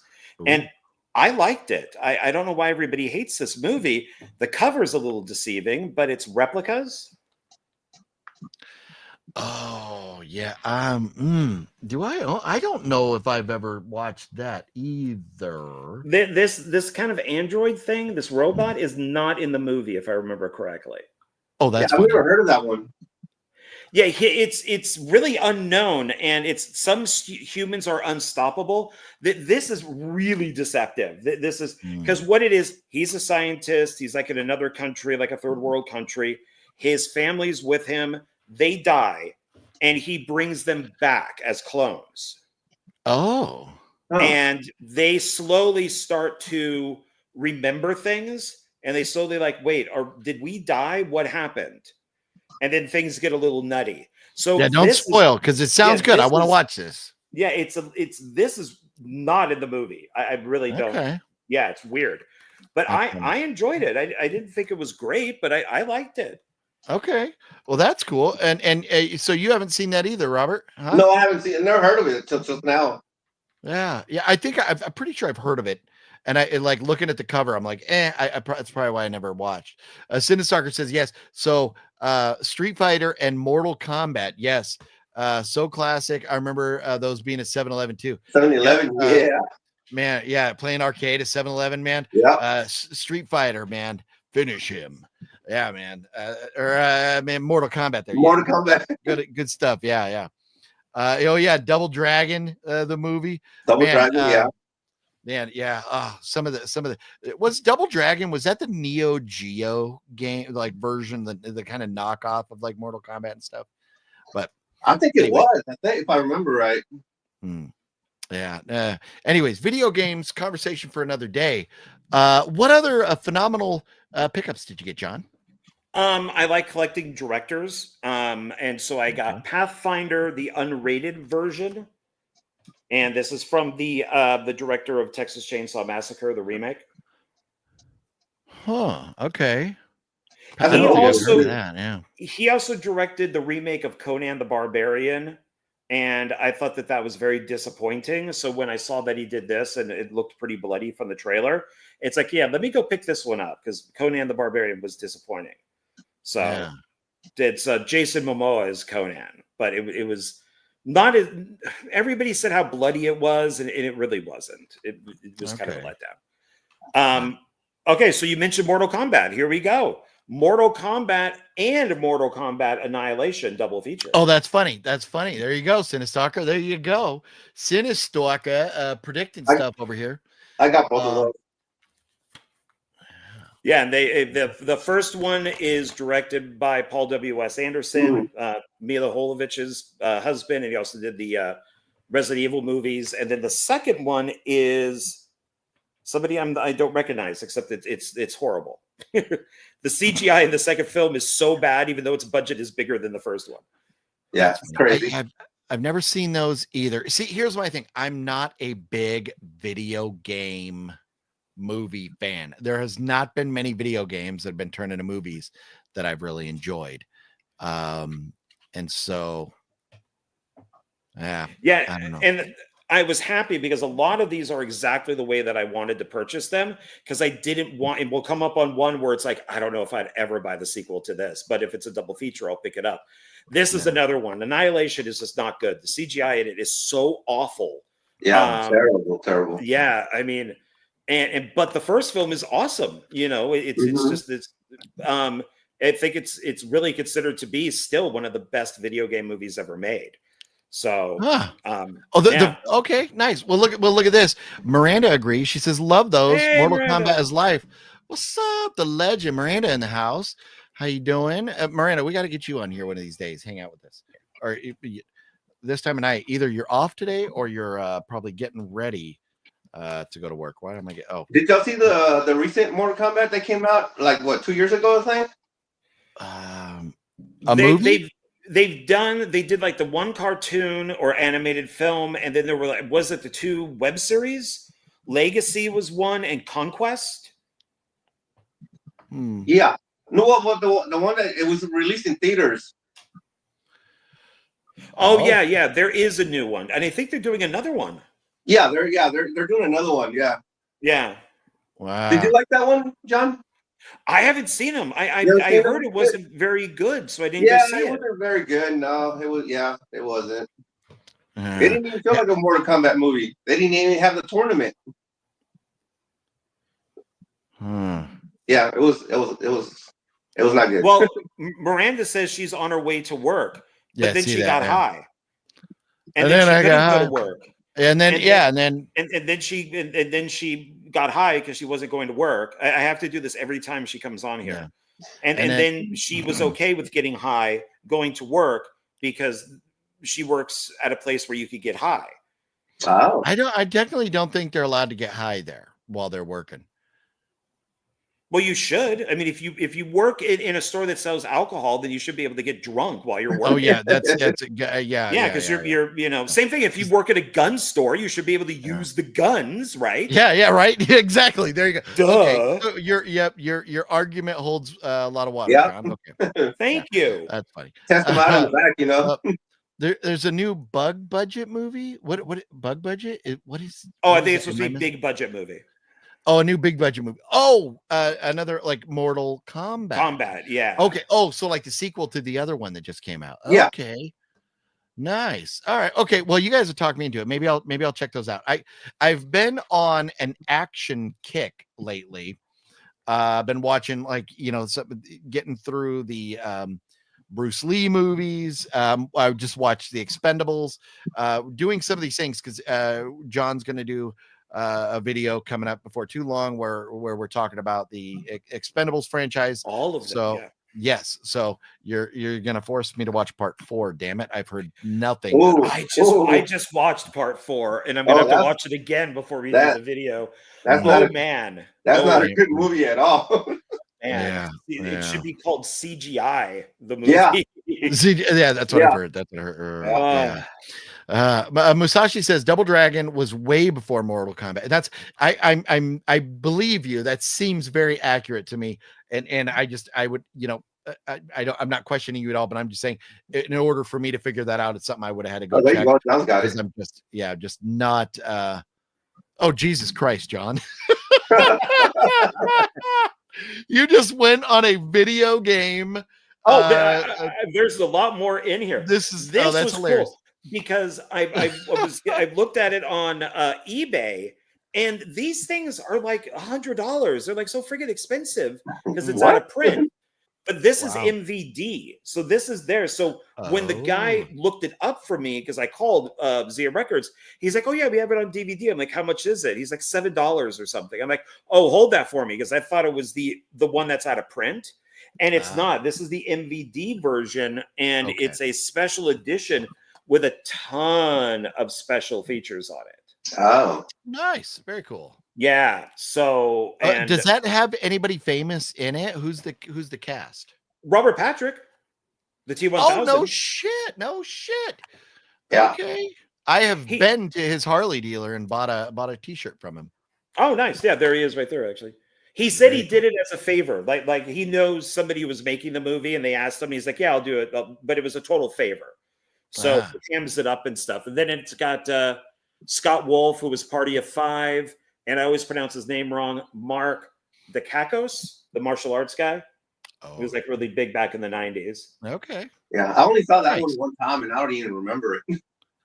Yeah. Well, I mean, you got the T-1000 in there. It's worth checking out.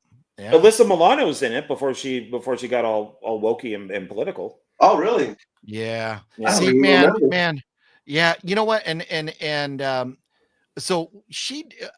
I hate to say it, but everything that I could off the top of my head, I mean, I don't hate to say it, but everything I could think of off the top of my head that I've seen that Alyssa Milano has been in, I've enjoyed. I haven't seen all of that. What's are they vampires? No, they're witches, right? Oh, the TV show Charmed? The episodes I saw that I thought weren't too bad. Who's the Boss way back in the day. She's a fine actress. She's good. Yeah. I disagree with her, politics, which is fine. But then, she has these antics that kind of go along, like Robert De Niro. We disagree on politics, fine. But the antics that go along with it's like you're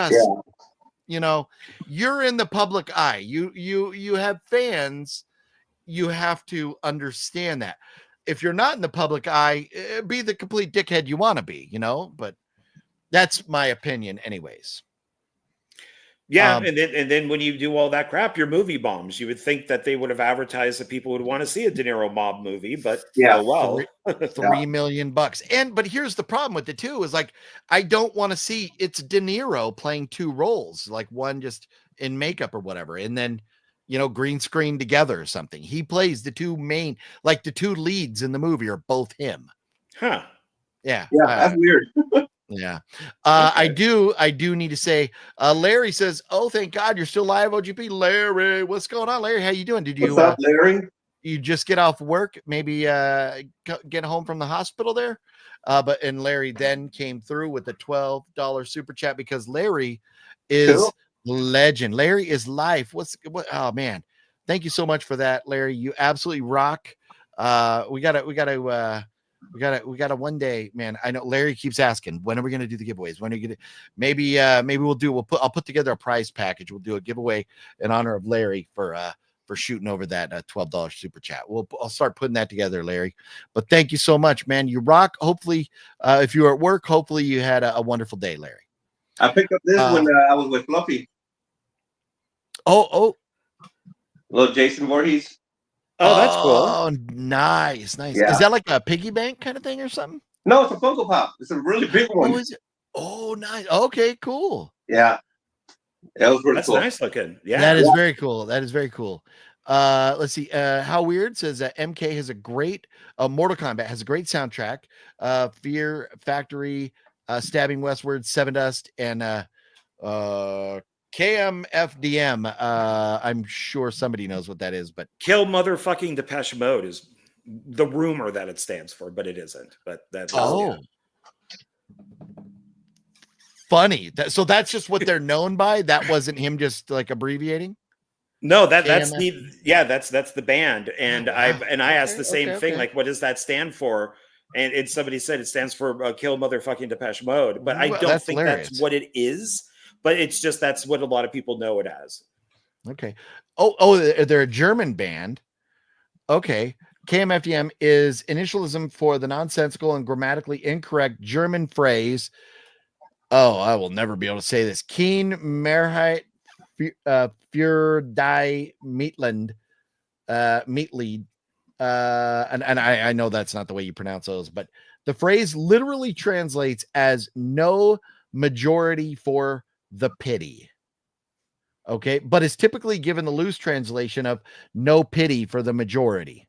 So no pity for the majority. There you go. Okay. Yeah. Okay. But I do kind of like, I like Depeche Mode, but I love Depeche Mode. It's funny. Yeah, that's very funny. Very funny. That 55 Ford F100 was the highlight of the Expendables, right? Wasn't it, man? Between Cobra and Expendables, Stallone has had some great cars in his movies. I'll just say that. Mm-hmm. Yeah. Like Cobra? Yeah, man. Oh, I love the movie Cobra. Marion Cobretti. You know, Cobra is the original version of Beverly Hills Cop. Oh, really? Really?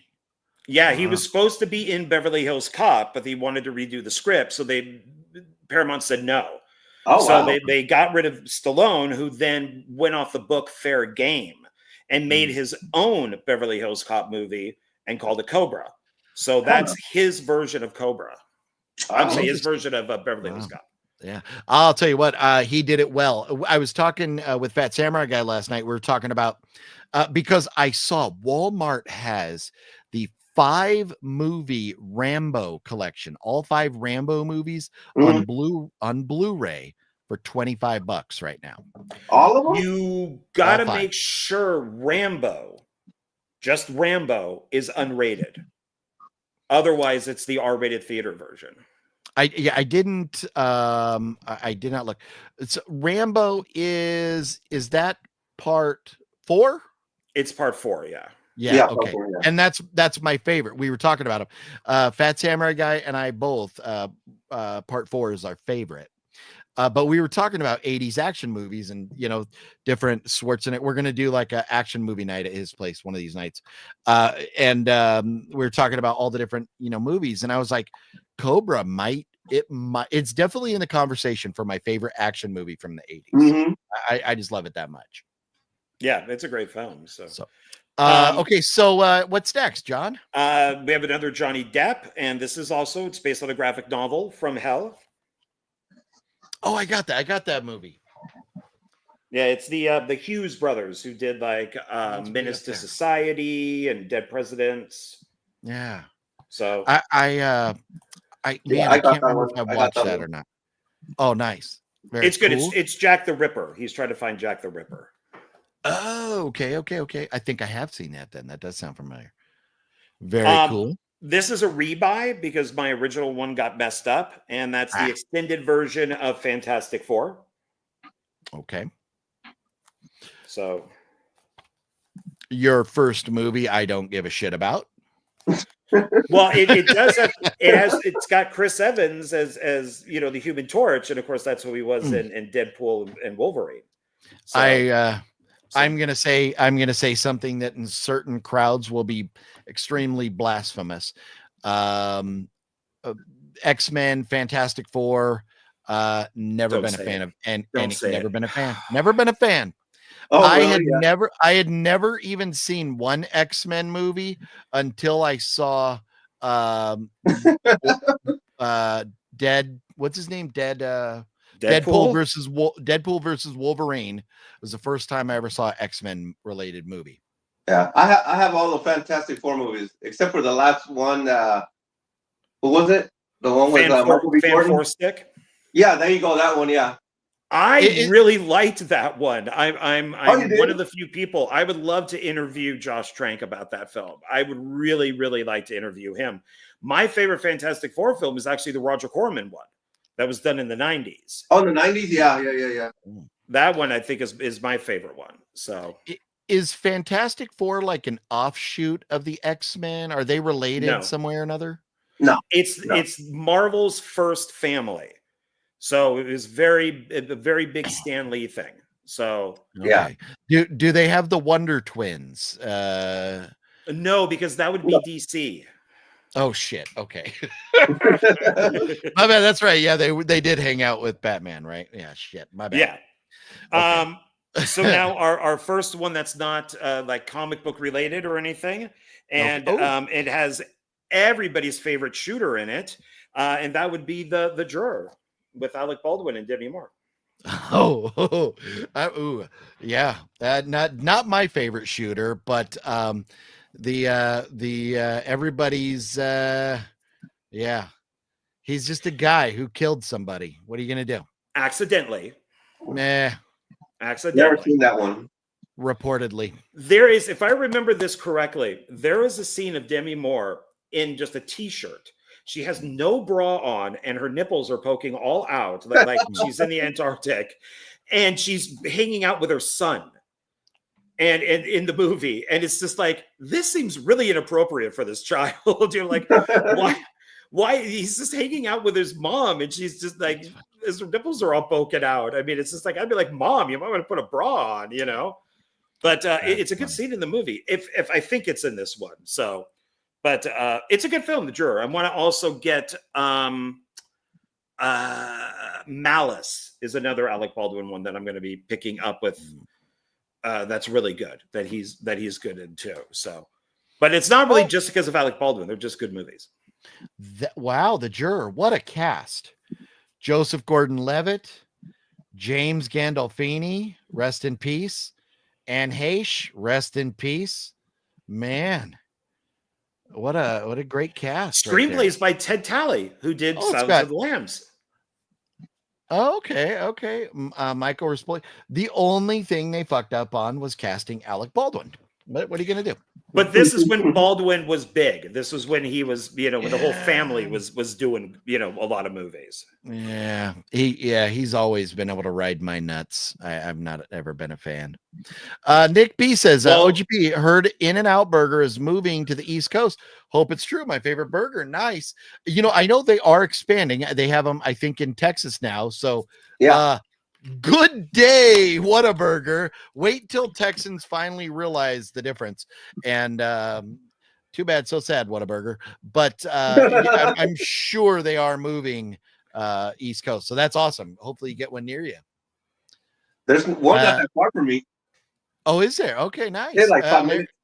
Yeah. Larry the Batman just got home from work. Very cool. So yeah, hopefully you had a good day there, Larry. Yeah, you know what? Yeah, we won't get into that debate. We've had that debate before, and so many times these videos have gone from talking movies straight into food, and it's been all food for an hour. So we won't do that tonight. Okay, so then you said the next one is also Alec Baldwin. No. I want to get Malice because Baldwin is in it. Well, Gotcha. They're films that I'm not getting them because of Alec Baldwin. I'm getting because they're good movies, but he happens to be good in them. Okay, so, fair enough. Yeah, I do remember The Juror. It's been, probably since the 90s since I've seen it, but I might have to pick that up based on that cast. It's a great cast. I remember liking the film. His greatest performance was actually a very small role in Glengarry Glen Ross. And he is brilliant in his one scene that he does. Makes the entire film. Nice. Now, I asked you to watch DOA, which you did. And correct. So I figured, you know what, while I'm out, I might as well grab the director's other movie, which I'm just not a fan of, but Super Mario Brothers, the movie. Oh, nice. That made my face go like this. But it does have Dennis Hopper as the villain. So is that the one with Captain Lou Albano? Oh, probably. Let's see if there's anything. Is that like the original one? I think Captain Lou is like Mario or something. Haven't seen that one in a long time too. Yeah, it's got like Fisher Stevens and Samantha Mathis. I don't know if he's in it though, but yeah, I figured I'm buying good and bad, and I do like these directors because I love DOA. It's one of my favorite films. So, Dennis Hopper is King Koopa, Mario is Bob Hoskins, Luigi is Leguizamo. Yeah. Okay. So talking about people I don't like, John Leguizamo, I don't like. I cannot stand him. Got he his ruins autograph on the wall over there.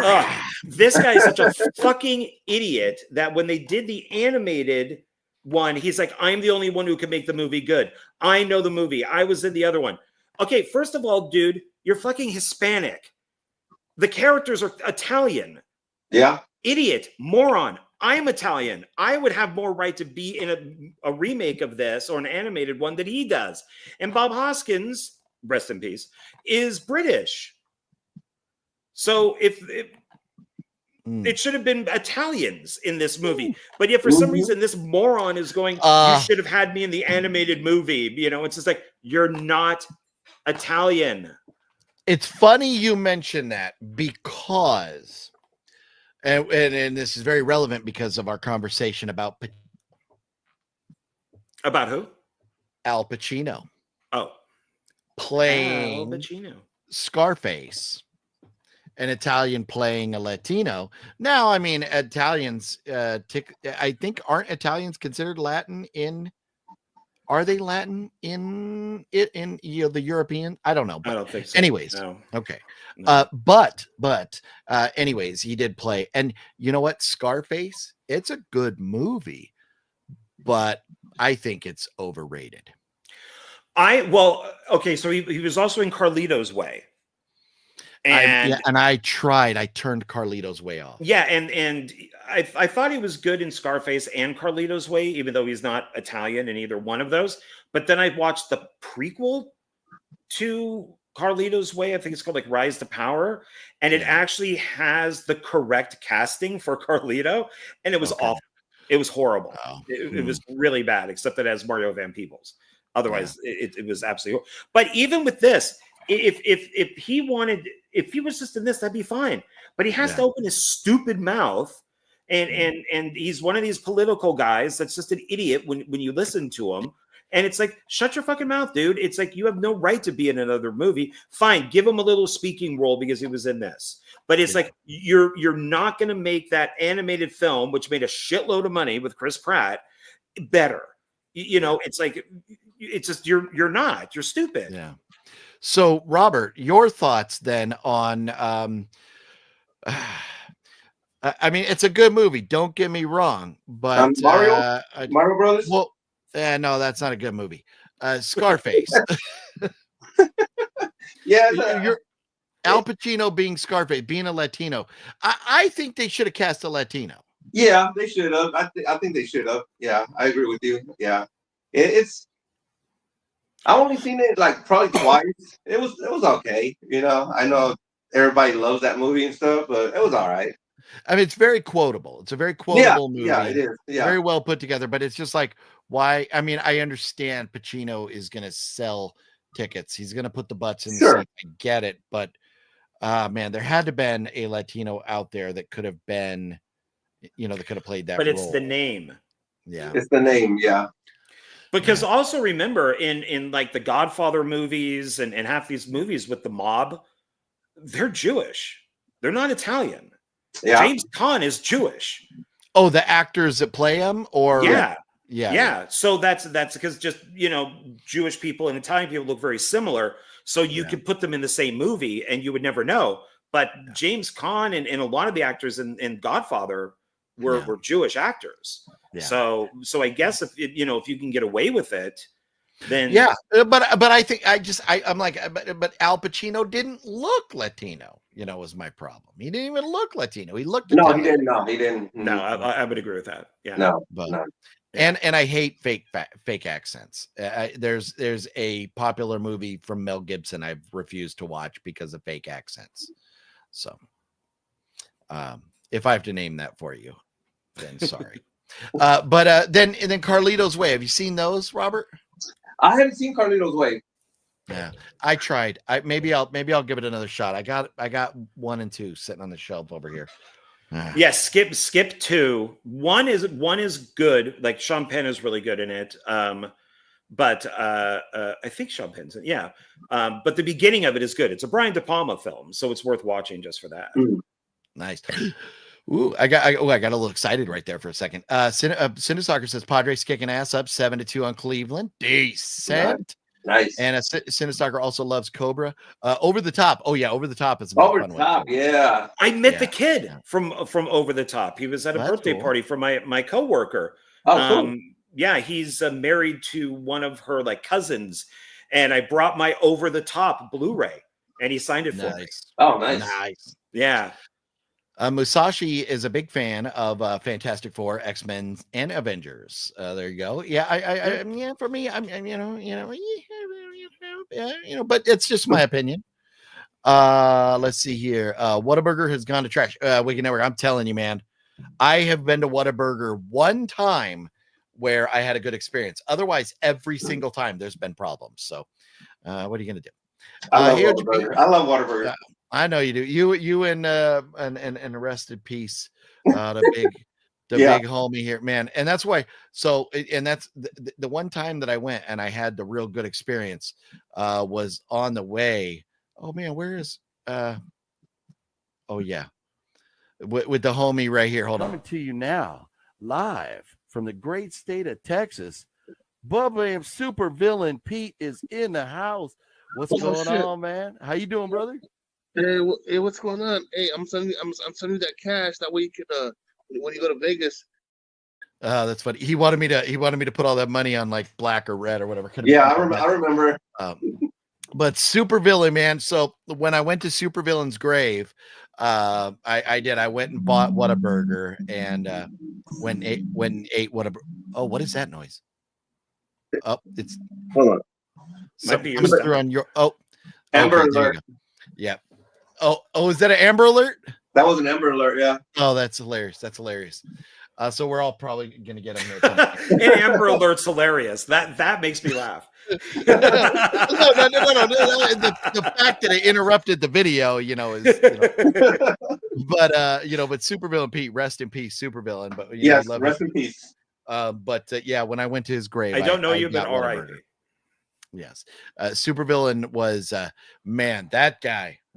I mean, on my channel, on Cinestalker's channel, and Web Movie One's channel, that guy was coming through with like $50, $100, $200 super chats, like on a regular basis. He was just he loved just giving and wanted us to have.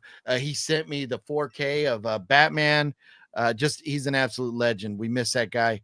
You know what? And you know, he's got a beautiful daughter who I feel terrible for losing her dad, but seems like she's doing pretty good in life. So That's good.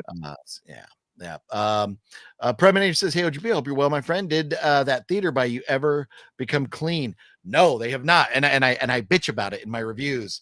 So Yeah. if you watch the last one, I make a comment about it too. Still, Yeah, you always do. yeah. Oh man, I wish they would get it clean. Larry says, "Yeah, there's a few good video game movies like Sonic the Hedgehog, which I've still never seen because I'm just not a big you know, video game movie fan. Uncharted, Resident Evil, House of the Dead, Mortal Kombat. Also didn't mind Tomb Raider movies. Oh, with Angelina Jolie. I remember those. I didn't see, I've not seen any of those, but I seem to remember Tomb Raider is doing pretty good with Angelina. So Yeah, there we go. that's cool. Yeah. Okay, so let's move on. Let's Okay, because we still have a little bit of a stack here. Okay, nice. So this is the one where I would buy the first one, but I would not buy the second one if it was by itself. So I'm like, if I can find a double feature, I'll pick it up. And that is The Mask and Son of the Mask. Oh, nice. See, I am not this man. Again, be mad if you want. I'm not a Jim Carrey fan. What is like the way you feel like about Adam Sandler? But you like Adam Sandler. No. Slow your roll, homeboy. I like 3 Adam Sandler movies. Jim Carrey, his movie, he is the same in every. He's like Jack Black. He has that shtick. So I don't hate him. But he's a great dramatic actor, though. He does some really good dramatic films, such as Truman Show.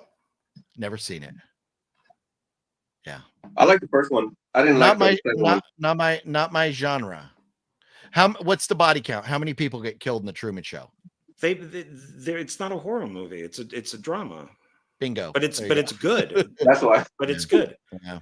Well, The Mask is good because that's early Jim Carrey before he was, and then Son of the Mask is Jamie Kennedy. And there's a documentary with him where he goes around talking to people because everybody wishes him death.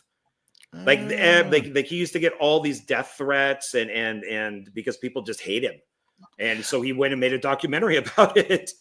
I don't know why on my intro I don't have the picture of me with Jamie Kennedy. Maybe because you're one of those people who wish death upon him. No, he's a great dude. I don't mind him. I like him, but a lot of people don't. So, and this film is Son of the Mask is considered to be one of the worst movies ever made. It's because he has an opinion. He's not afraid to show it. There you go. So people like him. Yeah. Next one is the Conan Complete Quest. So it's Conan the Barbarian and Conan the Destroyer. Nice. Oh, nice. Very cool. Very cool. Yeah, and what's good about this is that they're on their own discs. So they're not. Oh fuck! No, I'm wrong. No, they're both on the same disc. That sucks. Oh, okay. That suck. Yeah, that does suck. Oh well, okay. I thought that they were both on different discs. All right, but I like both films, so why not? I'd like to get it on Blu-ray. Yeah, I love both of those. Those are good. Yeah. No, they're great, man. I don't think I own them though. That's but I do know they came out with like a I think like a 4K release or something, or some release or something that I was like, oh, and then I just never pulled the trigger. But great pickups. Those are 2 great movies. Yeah, the first one's John Milius, so I'm a big John Milius fan. So it's he also did Red Dawn, and he's written a ton of movies. Friends with Spielberg, Lucas, one of those guys. Yeah. So. Yeah. Cinestalker says, "Rest in peace, supervillain." Yep, so crazy, still so crazy. Passed away right before Christmas a couple years ago. Yep. Slack Wolf, what up? Love seeing your live streams. OGP the man. Well, thank you very much, Slack Wolf. Love having you here. Go ahead, John. And now, speaking of RIP, this has oh my god, I can't believe I'm disrespecting JT Walsh, who was a great actor and one of our best. And one day he, which is he on the box here? He's not on the box, but he that's the back of him right there. But he is one of our best character actors, and from what I read, is he was having dinner with his family and just said, I'm not feeling very well. I'm going to go take a nap, and never woke up. Wow. So, well, but the movie is Breakdown with Kurt Russell and JT Walsh, yeah. bad guy. It's basically Kurt Russell battling like a big gas truck. And it's Jonathan Moscow, who directed what is it, U-571, about the U-boat. He also did Terminator 3. So he's done a bunch of stuff. But this is very good. So I highly recommend this if you like good Kurt Russell thrillers. Okay, that's cool. Okay, yeah. Breakdown, yeah. Okay, we're getting there. We're getting there. This is, I want to find the original Rosemary's Baby. I don't mind getting it on DVD. That's fine, because I have that prequel, that Apartment 7A. But I knew they made this, and this interested me. I'm like, okay, so it's Zoe Dandela. How do you say her name? Zoe Zendala. But she did a mini series for Rosemary's Baby. Oh, okay. That's based on the book and son of Rosemary's Baby. So the author also wrote a sequel. And they did do a TV movie called, like Whatever Happened to Rosemary's Baby, something like that. That's not supposed to be very good. But this is supposed to be, like the first movie and then the book thrown into it. Okay. So that interested me a lot because I thought that was kind of cool. And then this is one of you guys you have to like, and you got to own Reign of Fire, the dragon movie. Oh, the dragon movie. Christian Bale? Yeah, and Matthew McConaughey. Post-apocalyptic.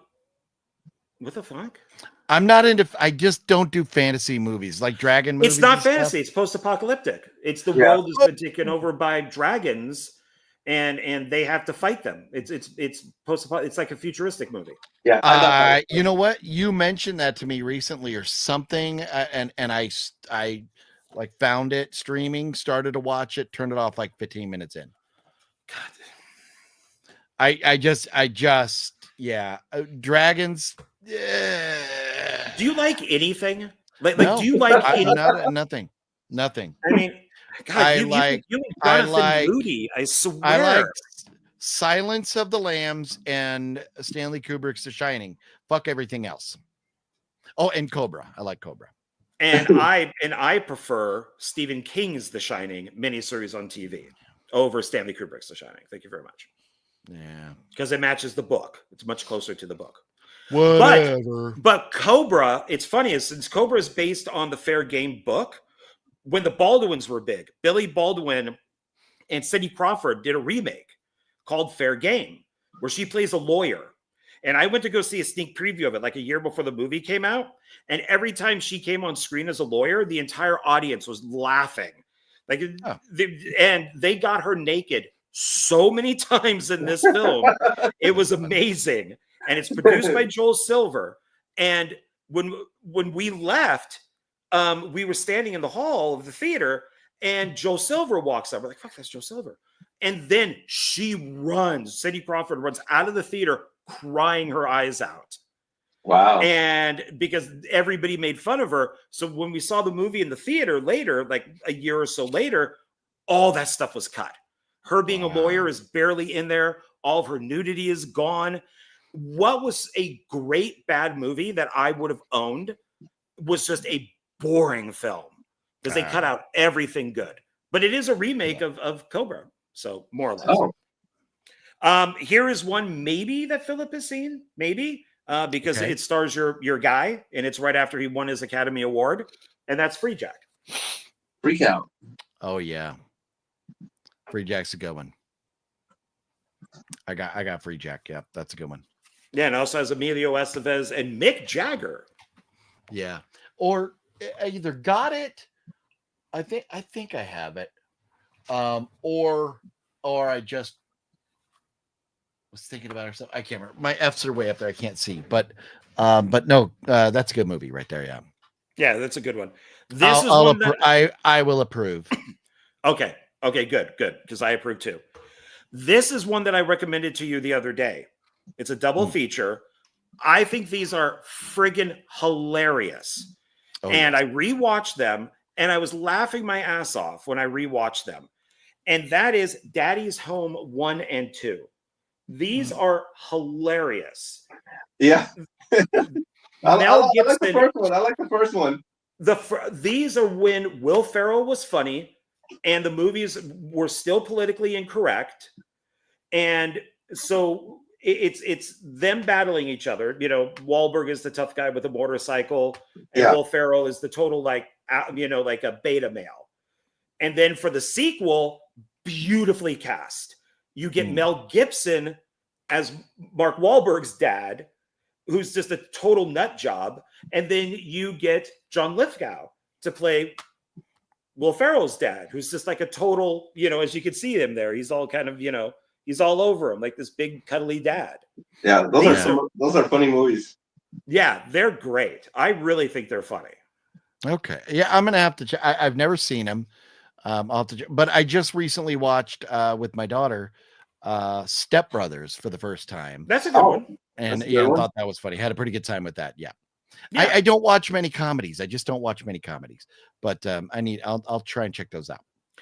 I am one of the only people who liked A Haunted House and A Haunted House 2. I've never laughed, well, except for maybe these. I have not laughed that hard in a long time. And it's one of the Wayland brothers. And it's and I thought they were hilarious. They're spoofs on all the haunted house movies, and they're much better than Scary Movie and stuff. I thought they were hilarious. I was dying because I love when men act like women, when they like get scared and they scream and they like run out of the house and they're all and I love that. Funny. And that is throughout that movie. Yeah, Nocturno says, wait for the 50% off Arrow sale for the Conan movies. And that's so Arrow was the one that did Conan, huh? That's okay. Right. That's right. Yeah.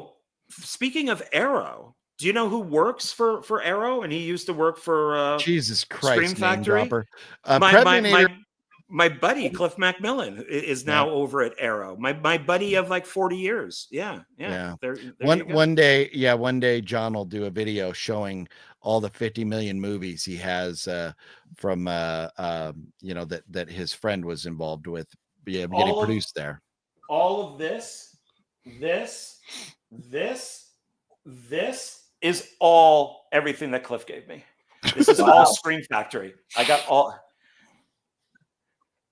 Yeah, I like the Kaufman case right there. It's pretty cool. Oh, which Predator. One? The coffin case. It was for wine. It's actually a wine case. Oh, really? And all the wines are like death red wine or silent scream white wine. Yeah, it was originally for alcohol, and I found it in a storage unit. That's pretty cool. No wine with it, but yeah, thanks. Yeah, I dig it. I really like it. Yeah. Only a couple left. So, 1 second. Predator says Love Breakdown, one of his favorite Kurt Russell films. Nice. Larry says Son of Mask sucks, but The Mask was good. I would agree. Wicked Network says Breakdown is good. Cinestalker loves Breakdown.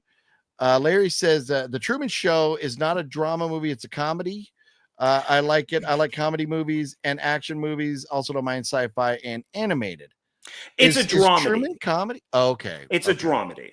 I mean, I mean, he doesn't know. Well, he doesn't. I mean, this isn't a spoiler, but he doesn't know that he's living on like a reality TV show. So it's dramatic comedy. So Wicked Network says OGP says he doesn't like anything, but has lots of movies. No, I like a lot of stuff. There's just, I mean, it's funny because it seems that we always get onto. I mean, if we start talking comedies and we start talking dramas, I'm not going to like a lot of that stuff. So I like horror movies. I like action. I like sci-fi. Okay. There are some, but John, what are you going to do with OGP? He has very strange things. I have no idea. I'm telling you, man, him and Jonathan Moody, who's over at Indie Film Cafe. I would go, oh, Jonathan, did you like this movie? He'd be like, I don't like found footage films. I don't like one location movies. I don't like zombie movies. I don't, and it's just, and he's talking about like Night of the Living Dead or something.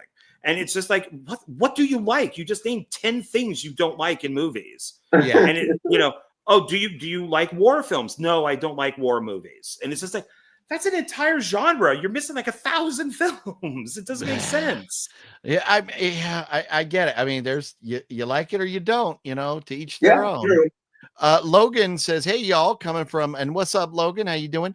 Coming from watching a movie, They Came Together. That has to be one of the funniest movies I've watched in a long time. Holy cow.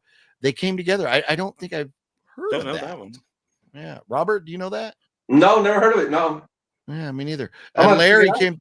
Larry came through with another $2 super chat. Larry, you rock, homeboy. Yay. And I'm sorry, Larry, you've dropped so many comments, and I want to get to them all, but it's just tough when we're trying to get through all these.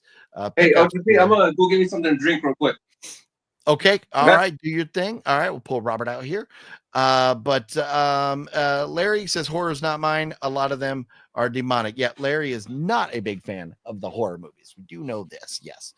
And Preminator, same here. OGP, action and horror are my two favorite genres. Decent.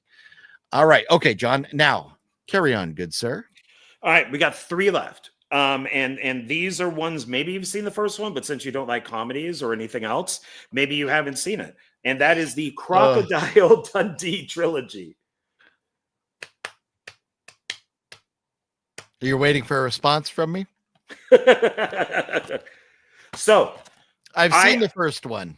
So the first one is good to buy right now because they're coming out with an anniversary edition that's out on like Blu-ray and 4K soon, where Paul Hogan gave the okay to remove 2 minutes of footage that he found to be politically incorrect. Oh yeah, you told me about that. Yeah. Yeah. So any new versions of Crocodile Dundee, the first one that are going to be coming out, are now going to be edited. And it's the scene, I believe, where he grabs the transvestite's crotch, and then there's a scene of him in drag, and like these scenes are now missing. So if anybody is interested in getting original copies, this is so he says he grabs a tranny's crotch and says, "That's not a that's not a penis. This is a penis." Yeah. So I figured. So I actually did just buy Crocodile Dundee by itself, but then I saw that they had all 3 together. Nice. And it was like, okay, I'll grab all 3, but I'll probably still keep my original one too, because you never know. It's like French Connection, how AMC edited out all the stuff where Gene Hackman says the N-word. So streaming wise, all that stuff is missing. Yeah. The entire scene of him going into the bar and roughing up the black guys, it's all missing. So you have to get a physical copy of the movie, like an older one, to get it uncut. Wow. Yeah. Yeah. I've seen the first one of those. I don't need to see it again. I don't need to own it. And I don't feel like I need to see the sequels. It says right here, it's a fun film. Right there. Okay. Are you calling that guy a liar? Is that what's her name? Lori something with him there? Who is that?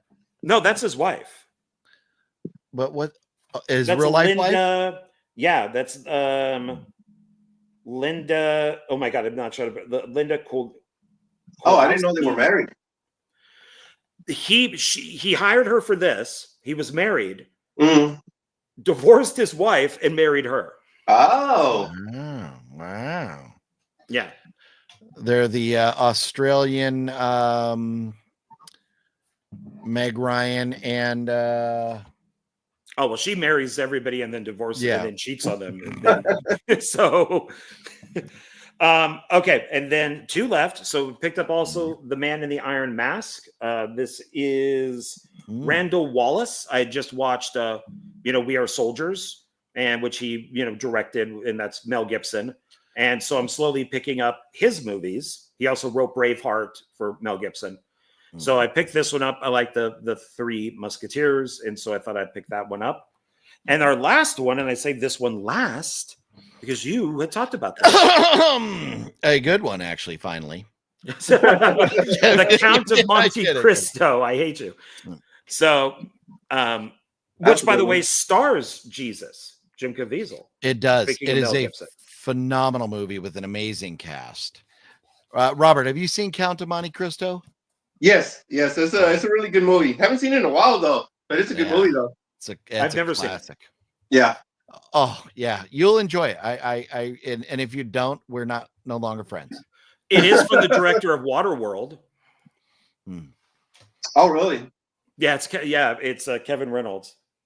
Yeah, Waterworld, Robin Hood. You know those Kevin Costner movies. Man. Yeah, The Count of Monte Cristo, man. I'll watch it.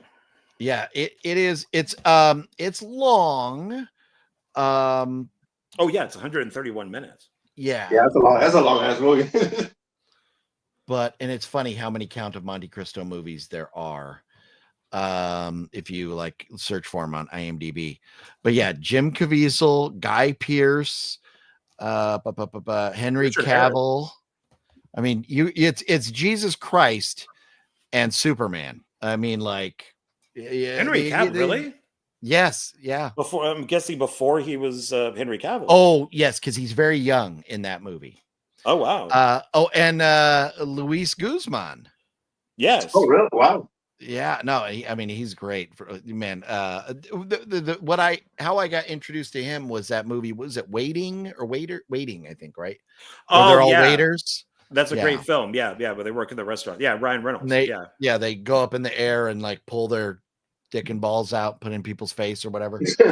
Well, the woman is a total bitch, and she comes in like 5 minutes before they close.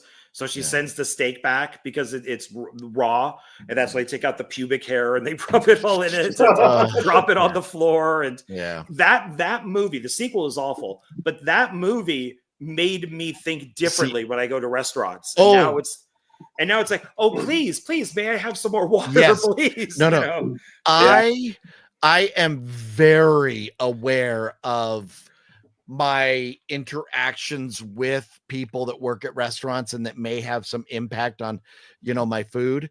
I've worked in restaurants. I've seen very bad things happen to food. So,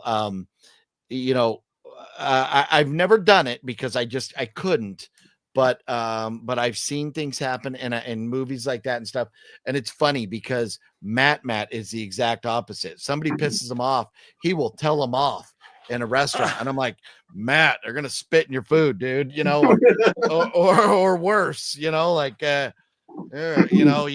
gotta be cool till you get your food and you're gone, or at least till you have your food in hand or whatever. Or if you don't care, you get like me and you start throwing cheeseburgers at people. So you can ask what movie won in Fluffy about that. So, I had a girlfriend who used to like, for some reason, to order pizza like 15 minutes before they closed. And I'm like, no, we are not doing that. I am not going to have spit and piss in my pizza. No, they're already cleaned up. They're ready to go home. It's done. They're just counting down the time. No, we are not doing this. Yeah. No, not at that point. Cinestalker says Padres win. Oh yeah, there you go. Padres off to a great start, 5-0, keeping pace with the dumbass Dodgers. And the Red Sox not off to so. Is that volleyball? Well. Yes, it is. Yes. And I don't think the Rangers are off to too great of a start. No, they lost 14-3, I think, right now. Oof. Yeah. Hey, at least the Padres dodged a bullet because one of their guys from last year, Jurickson Profar, went to the Braves. And just today, Jurickson Profar was suspended for 80 games for using performance-enhancing drugs. Are you serious? Really? Yep. Wow. So, Padres dodged a bullet with that guy. So did everybody else that didn't. Yeah. So, yeah, that's crazy. I'd like to get to a couple other Larry comments before we move on to anything else. These new movies, man, they make shitty movies these days. What is up with the movie company? You're right, Larry. There's a lot of bad ones coming out. A lot of bad ones coming out. Larry, I can say I don't like romance or horror movies. Those are my least favorite. Well, there you go. I think My Cousin Vinny, Planes, Trains, Automobiles, My Blue Heaven, Big Daddy. Those are some funny comedies. I also like Happy Gilmore. I agree with you. Everything, Big Daddy just didn't do it for me. Ferris Bueller's great. Yes. Wayne's World was fun. Yeah. And don't do drag things. I don't blame you. I'm not really. So I guess Larry doesn't go to Drag Queen Story Hour. Yeah, no. Wicked Network says, yeah, you don't fuck with people who handle your food. Yes. Yeah, true, very true. Yeah, waiting is great. Just Yankees undefeated, record 32 runs in 2 games. Wow. Man. 32 runs. Crazy. You were saying, Robert? Go ahead. Sorry. No, I was like, yeah, me and Fluffy, we had a terrible experience at that Applebee's. Oh, yeah. Service was terrible. Yeah. It's so funny, man. You guys had a bad experience, but like, John and I have been, I've been with Nocturno. I've had great experiences everywhere. Even I went, in locally here with my wife and my son before he went to boot camp. Nothing but great experiences. So it's a bummer. $10 for fries, bottomless fries, a burger, and a drink. Come on, forget about it. Yeah, they didn't have that. Yeah. Look at this Mario Legends in the house. What's up, Mario? How you doing? I saw a horror movie Popeye. It's okay. Oh yeah, the new Popeye movie. Have you seen that, John?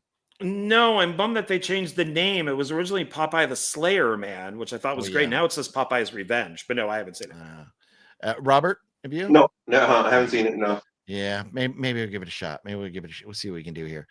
So let's see here. The Man in the Iron Mask, that movie sucked. Okay, interesting. Wow. Yeah. Well, we're all I'm gonna look over here at some stuff that Larry recommends. Let me see. Let me see here. Okay, I also liked the Robin Hood movie, Russell Crowe. Yeah, that's not a bad one. That's a Ridley Scott film, but I do see that you like Men in Tights, and I have to question that. So, Jeff Keaton, what's going on? Jeff, how you doing? Came across a decent horror flick called The Stylist. Huh. Yeah, I don't know. I don't know that I've seen that. Okay.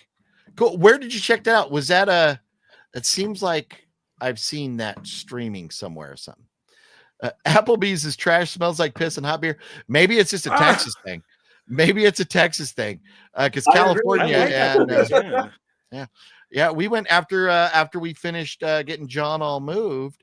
I was dying, I was sneezing, and the people thought I had cooties, so I let them know that it was all John's fault why I was sick, and they got a good laugh. But no, we had great service that day. I felt at least y'all have great service. I mean, I think it's a Texas thing or something here. I don't know. Yeah, maybe. Woo. Thing is, Texas, you got a lot of competition and good restaurants. True, very true. A lot. Yeah. Stylist is from 2020, Peacock and Amazon Summit. Okay, nice. I'll have to check that out, Jeff. Very cool. But isn't Texas known as the Lone Star State? Isn't that where all restaurants are only 1 star? No, I'll tell you, man. I'll tell you, some of the best eating I've ever had in my life is in Texas. The best ballpark food I've ever had, whether it's baseball, football, hockey stadium, any of them, is at the Texas Rangers ballpark. The brisket nachos. Oh my fucking God. Oh my God. Yes. Oh my God. God. But man, I'm telling you, like, my brother took me to Hard 8 barbecue place. Forget about it. I forget some of the other places we've had. Oh my God. So good. So good. So I can't wait. Hey, bippity boppity boopity. What are you gonna do? Forget about it. Gabagoo. That's not offensive to my people at all.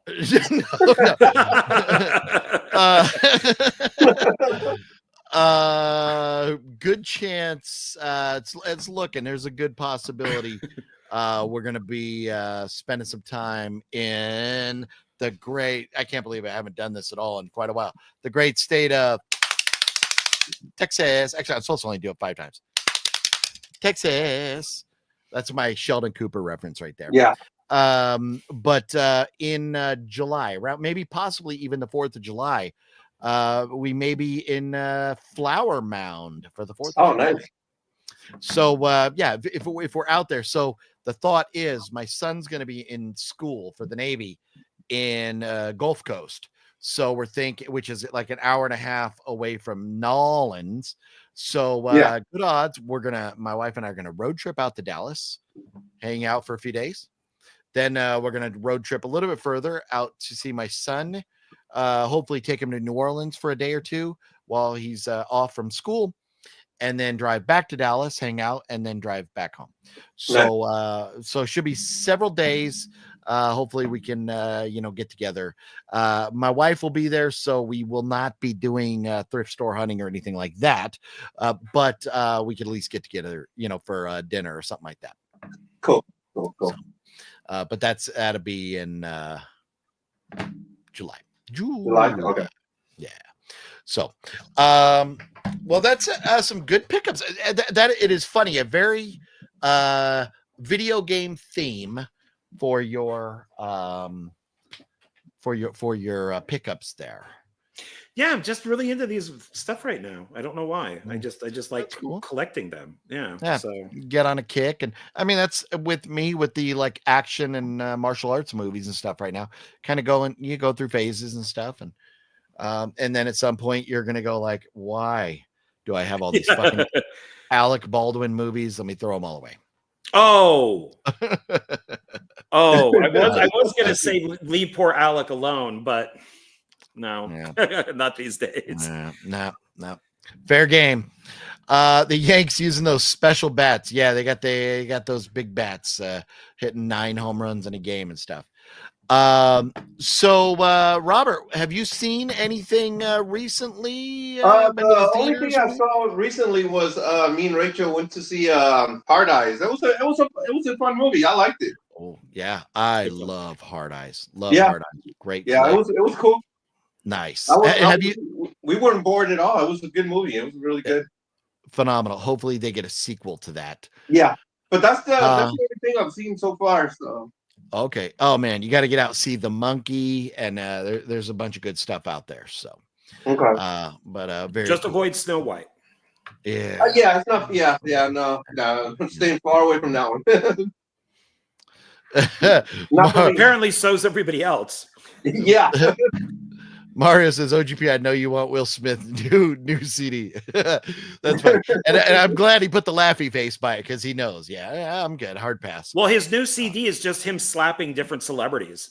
Oh, is that what it is? Is that what it is? Yeah. And then the B side is his wife just slapping him. Yes, this is a little bitch. Yeah. Yeah.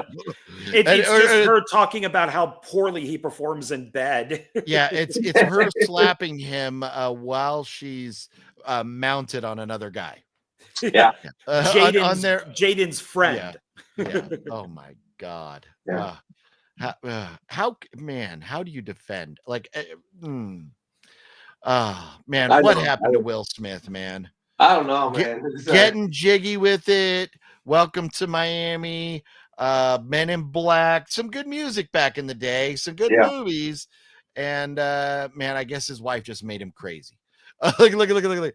Cinestalker says Will's new movie or new CD slaps. There you go. There you go.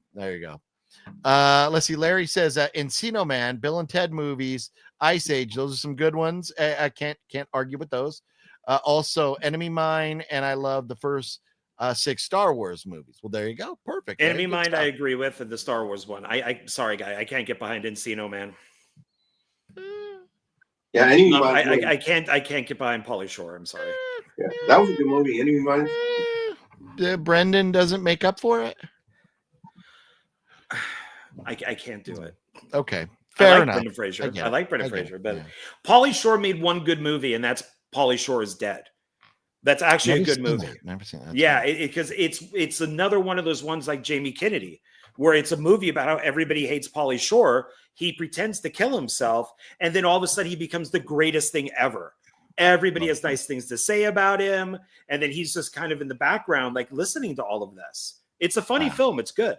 Yeah, that's great. I've never seen it, and maybe I will. There you go. Jeff is in agreement. Pauly Shore is so annoying. There you go. I used to follow Pauly on like Instagram or whatever because like a lot of the comedians that I know out in Vegas, like Warren Durso and some of these other guys, they're all friends with Pauly because Pauly he moved out to Vegas for a while. I don't know why. He was involved with opening this new comedy place out there. But I think he's moved back to LA now. But I mean, when you got that much money, when your mom opened a comedy store and you know, your mom and dad, whatever, you know, like when you inherited Comedy Store money, you know, you pretty much do whatever you want. But I tried, but I had to unfollow him. I just couldn't do it. You didn't hear that? I hear something. Yeah. It was gunshots. Wow. I know. Wow. Man. Well, we better get going. So, Well, I will say that Wicked Network says that John, the only thing that is 1 star is the Dallas Ship Boys. Ship Boy. That's funny because that's you will never get that reference. I'll give you one guess to figure out what the Ship Boys are. Well, I kid about Texas. I've never been there. I don't know, but the 1 star thing just kind of popped into my brain. But I want to go to Texas. I've never been there before, but I do not know what the Ship Boys are. No, I have no idea. Yeah, I usually people refer to them as the Cowgirls.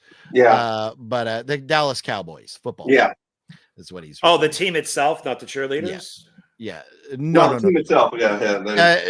I mean, the cheerleaders are awesome. I would imagine. Typically with the Cowboys, you're either a fan or you hate their guts. They're kind of like the LA Dodgers. They have their fan base, and then everybody else on the planet thinks they're a bunch of cocksuckers. Yeah, there, I said it. So you know, a lot of people feel the same way about the New York, as the Chowds up in Boston would call them, the New York Yankees, instead of the Yankees, the Yankees. But nobody laughed, so I had to say it again. Fuck you guys. My uncle and his kids, my 2 cousins, are obsessed with the Giants, and like they my being uncle from the went Bay out Area. and did and he like threw the pitch. My uncle did, and they Chrissy, she wrote all these letters and stuff. That's how you know you are not a sports fan at all. You said through the pitch. Like, throw the ball. And no, I'm not a sports fan. Yeah. I like sports movies, but I don't care about sports. Hey, at least my Dallas Stars are doing really good, though. I mean, you know. There you go. Yeah. Well, no, it's so they hate the Dodgers. They despise the Dodgers beyond belief. As they should. I was working at like a Goodwill store for a little bit, and I sent him a picture of like a poster for the Dodgers. And I said, "Oh, I know what I'm getting you for your birthday." I swear it was this long of a text back to me about how I could go fuck my mother and everything I could do to my mother. Oh shit! Oh, that's funny. So Fluffy. Speaking of Fluffy, who says Pauly Shore is dead? Huge cast, including Carrot Top.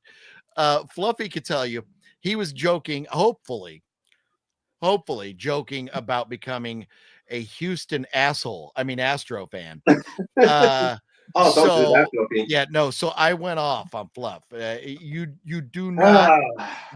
They're trash bag or a trash can banging, wire wearing fucks. I don't like those guys, and they're man.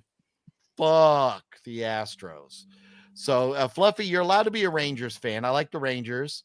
A fun ballpark, great food. The fan base is nice and polite. It's funny. It's like going to the Giants or the Padres. As long as they're not playing the Dodgers, very fun, family friendly environment. Same with Dallas. Great environments, ballparks. You take the family, have a good time.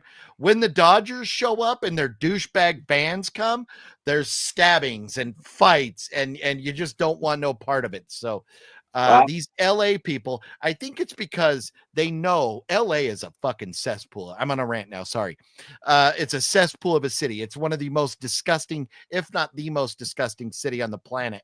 And I think maybe they just hate the fact that they have to live there, and their Dodgers wear that lame Facebook blue color that they have to, wear.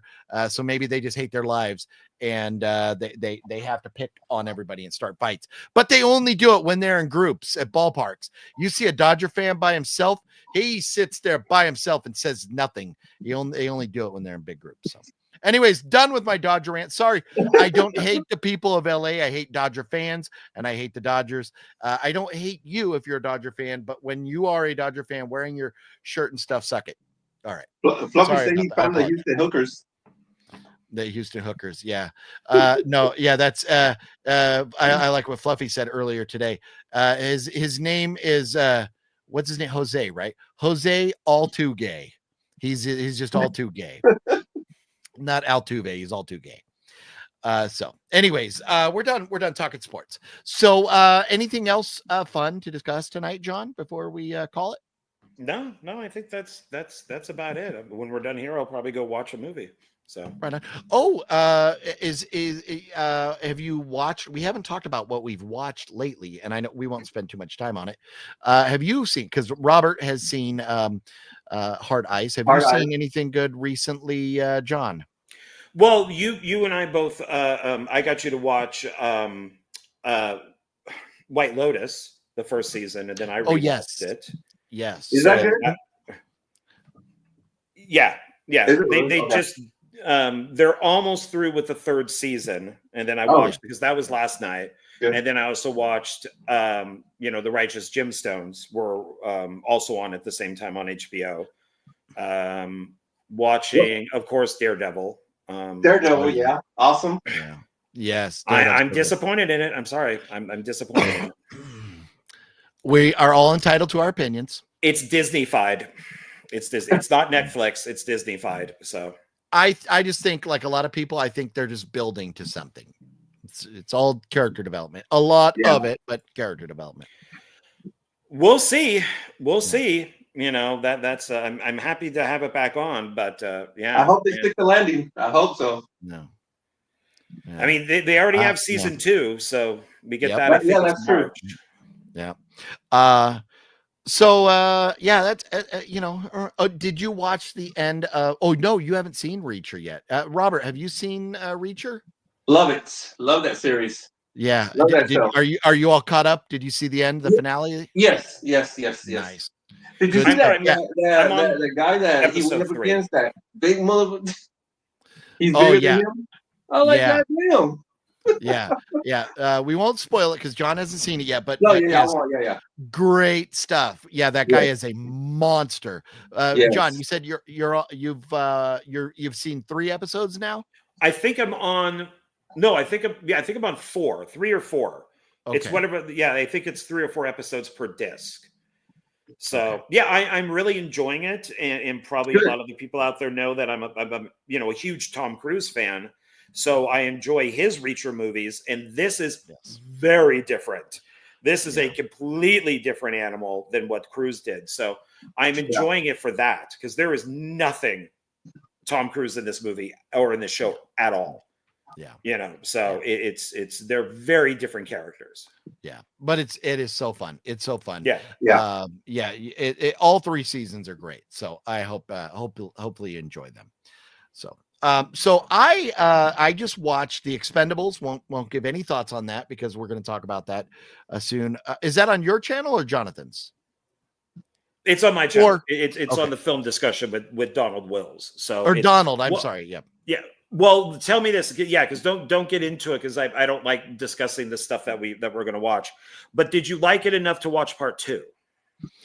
Yes. So, and I remember I have seen The Expendables, the original one. I remember watching it back in the day, and I only watched it to refresh my memory. And I'm thrilled that I did because I did enjoy it. And yes, I'm definitely going to go into part 2.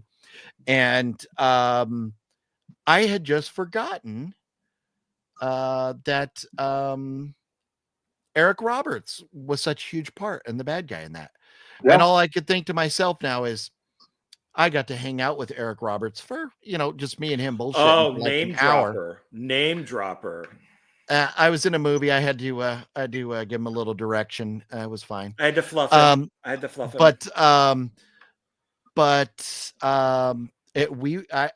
worked on a movie he was in where he didn't have to use cue cards. How about them apples? But out of everything I could have talked film. No. Out of everything I could have talked to him about, we talked Dancing with the Stars. So what are you gonna do? But I thought he was a very nice guy. It was a lot of fun. So Expendables, and then of course Death of a Unicorn. I give that on my letterbox here. Expendables. It's a skewed rating, but we'll talk about that later. Death of a Unicorn, I give a half a star. A Working Man, I give 1 star. Count of Monte Cristo, 5 stars. Then the movie Ash, I saw with Aaron Paul from Breaking Bad. Went to the theater and saw that. When it was over, my daughter and I looked at each other and just laughed. It was terrible. 1.5 stars. Last Monday, after we were done with the live stream, I sat down. I was going to watch something. I forget what it was. But Star Trek Nemesis was starting. And I was like, you know what? I haven't seen this in forever. So I watched Nemesis, a good Star Trek movie. Enjoyed that. With Tom Hardy, before he was Tom Hardy.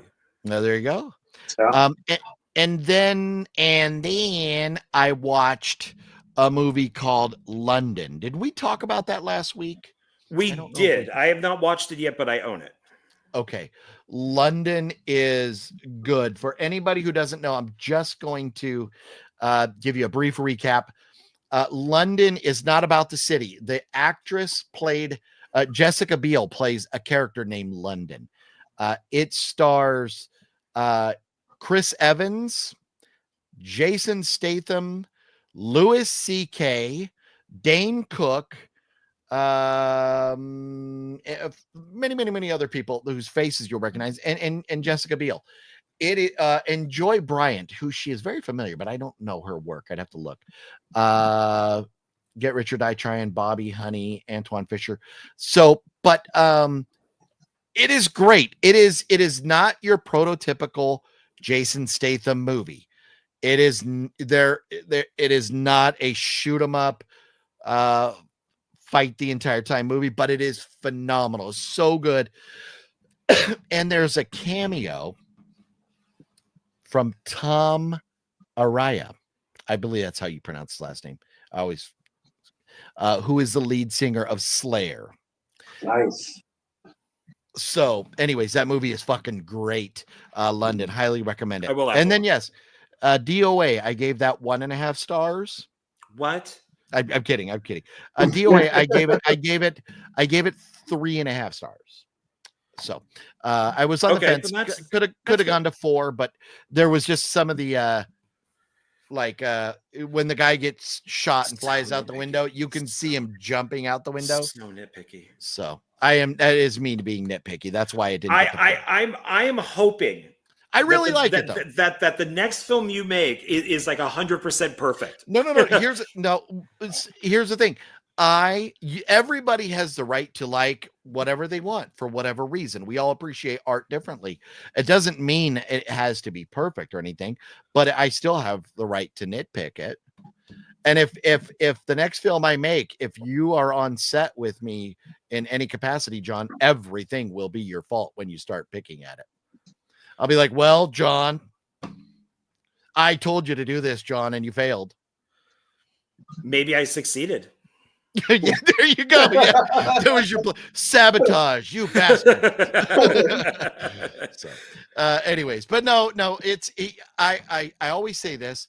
It's all our opinion. I'm not an expert. I am just opinionated, and we're all allowed to have our opinions, and we're all allowed to be hypocrites because we may like something here that doesn't make any sense with something else we do or don't like or whatever. So we're all allowed to be hypocrites and have our opinions.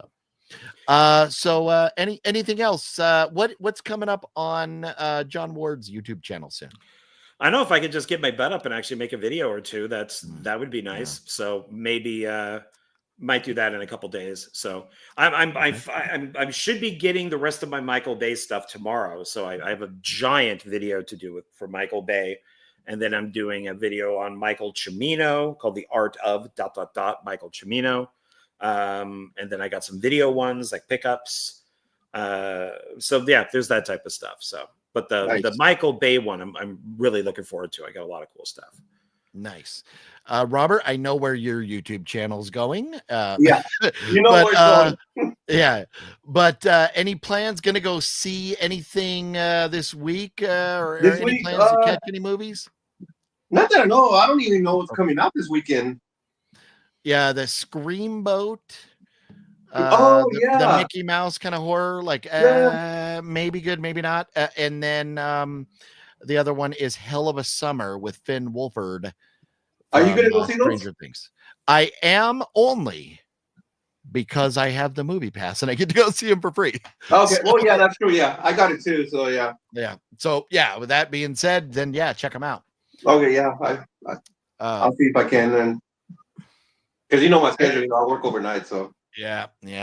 Mr. Bones going way back. Maybe next week I will wear my OG opinionated shirt. I still have my OG opinionated shirt. We're allowed to be opinionated. Also, I am gonna try tomorrow. We'll see. No promises yet. Tomorrow I have to go back down to my doctor's to get labs done. They got to draw some blood. Well, as I found out last week, my doctor's office is in the same strip mall now as a Savers, and it's also just down the street from a Goodwill. So you may get a out and about movie hunting video from me tomorrow. Nice. So it wouldn't be released tomorrow. I'd probably release it like Thursday or Wednesday. Yeah, or something. But that video me and Fluffy when we hung out about 2 months ago hasn't even released it yet. Fluffy hasn't. I know Fluffy was saying he's backlogged. He has a lot of videos coming out. Yeah, he does. Yeah, that's cool. Yeah, get with it, Fluff, you bastard. Yeah, I kid because I don't know what he's released because just like I tell Fluffy and Wet Movie One and everybody, they're like, they always say, "Oh, have you seen this?" I know you haven't seen this, but because I don't. I mean, with so many things going on, I don't have time to sit around and watch YouTube. I try. Sometimes you don't have time, you know. So, but it's just you just don't. Yeah, it's just life just doesn't allow for a lot of these things. True. That is correct, Mr. Bones. Savers. Let's see. John, and I'm sorry, Wicked. I think I missed a comment from you earlier because I think you said this earlier. Wicked Network says we need a room tour. John, we're going to need more than one room because John has movies all over his apartment. Yeah, this is, I can show you just from here with this. So this is my office. And so the living room and the hallway to the bathroom have a lot more, but that's a poster from one of the Amityville horror movies from the director. Then I got stuff over here. That's, and then there's another bookcase of movies over there. Yeah, more over there. And then you get them over here. All that back there. Yeah. That's where all the Tom Cruise, Michael Bay, Tony Scott, Uwe Boll films go. Nice. Yeah, it's ton. Got my, Devil Bat posters up there. So yeah, there's a lot. So this is just one room. Yes, very cool, very cool. But the challenge has been issued, John. They want a tour. I might do that because I'm now in a better area. People had asked me to do that with my old apartment and where I lived. I didn't want to do that. Don't tell nobody where you live. Don't tell nobody. They'll never find out. Yeah. Sep, what's up, Sep? What is the worst movie you have seen in theaters? Mine was Dreamcatcher at Edwards 12, Mira Mesa. Empty theater, 40 minutes in. I thought this was the first movie I'm considering wanting my money back. Nice. That's Stephen King. We're all entitled to our opinions. I also have a different opinion. I enjoy Dreamcatcher, but I could see where people wouldn't. Man, the worst movie in theaters. Gosh. Oh man, I'll tell you what. Death of a Unicorn's pretty bad, but it's not definitely the worst. I wish I could sort. Can I sort this by my rating, my lowest first? Okay, let me see. Check. Okay, I have to. Okay, that wasn't in theater. Cupid, Hunter's Moon, Night Bitch wasn't in theaters. Mousetrap, I gave a half a star to. Civil War, I didn't see it in theaters, half a star. Slayers, the origin of Vamp Time, I gave a half a star. Oh, Halloween Ends. Maybe that is it. That is Halloween. Dare you? It gets half a star. It's my lowest rated movie since I've started. Lowest rated movie that I've seen in theaters since I've started Letterboxd. God dang, that movie was ass. To quote Bulleit Blake, ass, trash, garbage. Terrible, terrible. Other movies I've seen that are horrible are Unsane, The Munsters, Curse of Humpty Dumpty. What in the fuck was that? A Working Man, then. Love Hurts. Yeah, we'll go with Love Hurts was awful. God, oh, we were yes, so dying disappointing. watching that. So disappointing. Yeah. Ah, Yeah. Can you and either that you even guys? had Long Duck Dong in it too, and it wasn't very good. I know. Yeah. I I walked out of 2 of them. It was that Winnie the Pooh one. That's a bad one. That, and then the one where that killer's walking through the woods. I walked out of that one too. Oh, that's probably the worst ever. That's probably Yeah. the worst ever. Yeah. John actually likes the Winnie the Pooh movies. Oh, Right? really? I liked the first one. I thought the second one was okay, but it wasn't great. So Yeah, I like the Pooh verse. The Pooh verse. There you go. In Yeah, a violent nature. I have in a violent nature rated 1 star. Yeah, I walked out of that one. I was like, "My the hell am I watching?" Terrible. Yeah, terrible. Yeah. Ooh, the new Crow movie. Oh, the Crow. Yeah. Oh, and look at that. How funny is that? Oh, Violent nature blows. Yes. That's funny that they're saying these right before, and then the Crow, they're saying them right before I did. They posted them. That's hilarious. God, the Crow was awful. Under the Skin was a rough one. God. I was so stoned, maybe that contributed. Yeah, I would think being stoned or faded for Dreamcatcher would definitely, it's one of those you kind of really have to pay attention. But I kind of liken that to oh shit, why am I drawing a blank? Is it The Fog where they're all trapped, or The Mist? Where they're all trapped in the store and they're trying to leave? The Mist. Yeah. Okay. I kind of similar vibes to, because of the snow and stuff like that. Not the same movie, but Mr. Bone says, I love Dreamcatcher. Donnie Wahlberg is awesome actor. His 2 best roles I've seen him is Dreamcatcher and Sixth Sense, where he plays sickly character. You can hardly tell it's him. Donnie's great. The whole Wahlberg family. Gotta love him. So anyways, guys, we could talk all night and we won't. We will go ahead and wrap it up. We're at 3 hours now. Right. John's yawning. I've been hiding or trying to fight off and trying to hide the yawns. I can't eat or drink anymore tonight. So I've got to drink some water and call it a night so I can get up and go do my labs tomorrow. Anyways, any final thoughts, Robert? Nope. Thank you for having me on. Whenever you want me on, I'll be on. Right on. Yeah, no, love having you. Good to see it. Sometimes it's just, there's so much to talk about, and it's just I know. Yeah, and everything. I know. And then, the more the merrier. Sometimes it gets hard to get through, as John and I learned with Jonathan doing what we were looking forward to the year, which wound up being like a 5-hour video. Oh my I remember. God. So, John, then any final thoughts, Mr. Ward? Well, thank you for having me on. And Jeff Keaton there says, Under the Skin was a rough one for me. Yes, but Scarlett Johansson was naked. Oh, that's that one. Yeah. You know what? And so that saves some movies for me. Yeah. That's a pretty rough movie though, too. It's not great. What was that movie called? It was a vampire movie, but Alyssa Milano was in that one too. I think she was naked in that one. Oh, that's Embrace the Vampire. Yeah, there you she's go, topless. Yeah. Oh, yeah. That one too. I just remembered. Worst movie Larry ever saw was probably Disaster Movie. I don't think I've seen that one. Those are bad. Those are all bad. Yeah, you have a good night, Jim Mario. Yep. Well, hey, everybody. Thank you all for hanging out with us. Robert, John, thank you for hanging out with me tonight. Have a good night, everybody. Here. Appreciate you all. Jeff says her naked is why he went. There you go. So have a good night, everybody. It's been a lot of fun. We will see you next Monday, 7 o'clock, doing the same old thing. Bye-bye.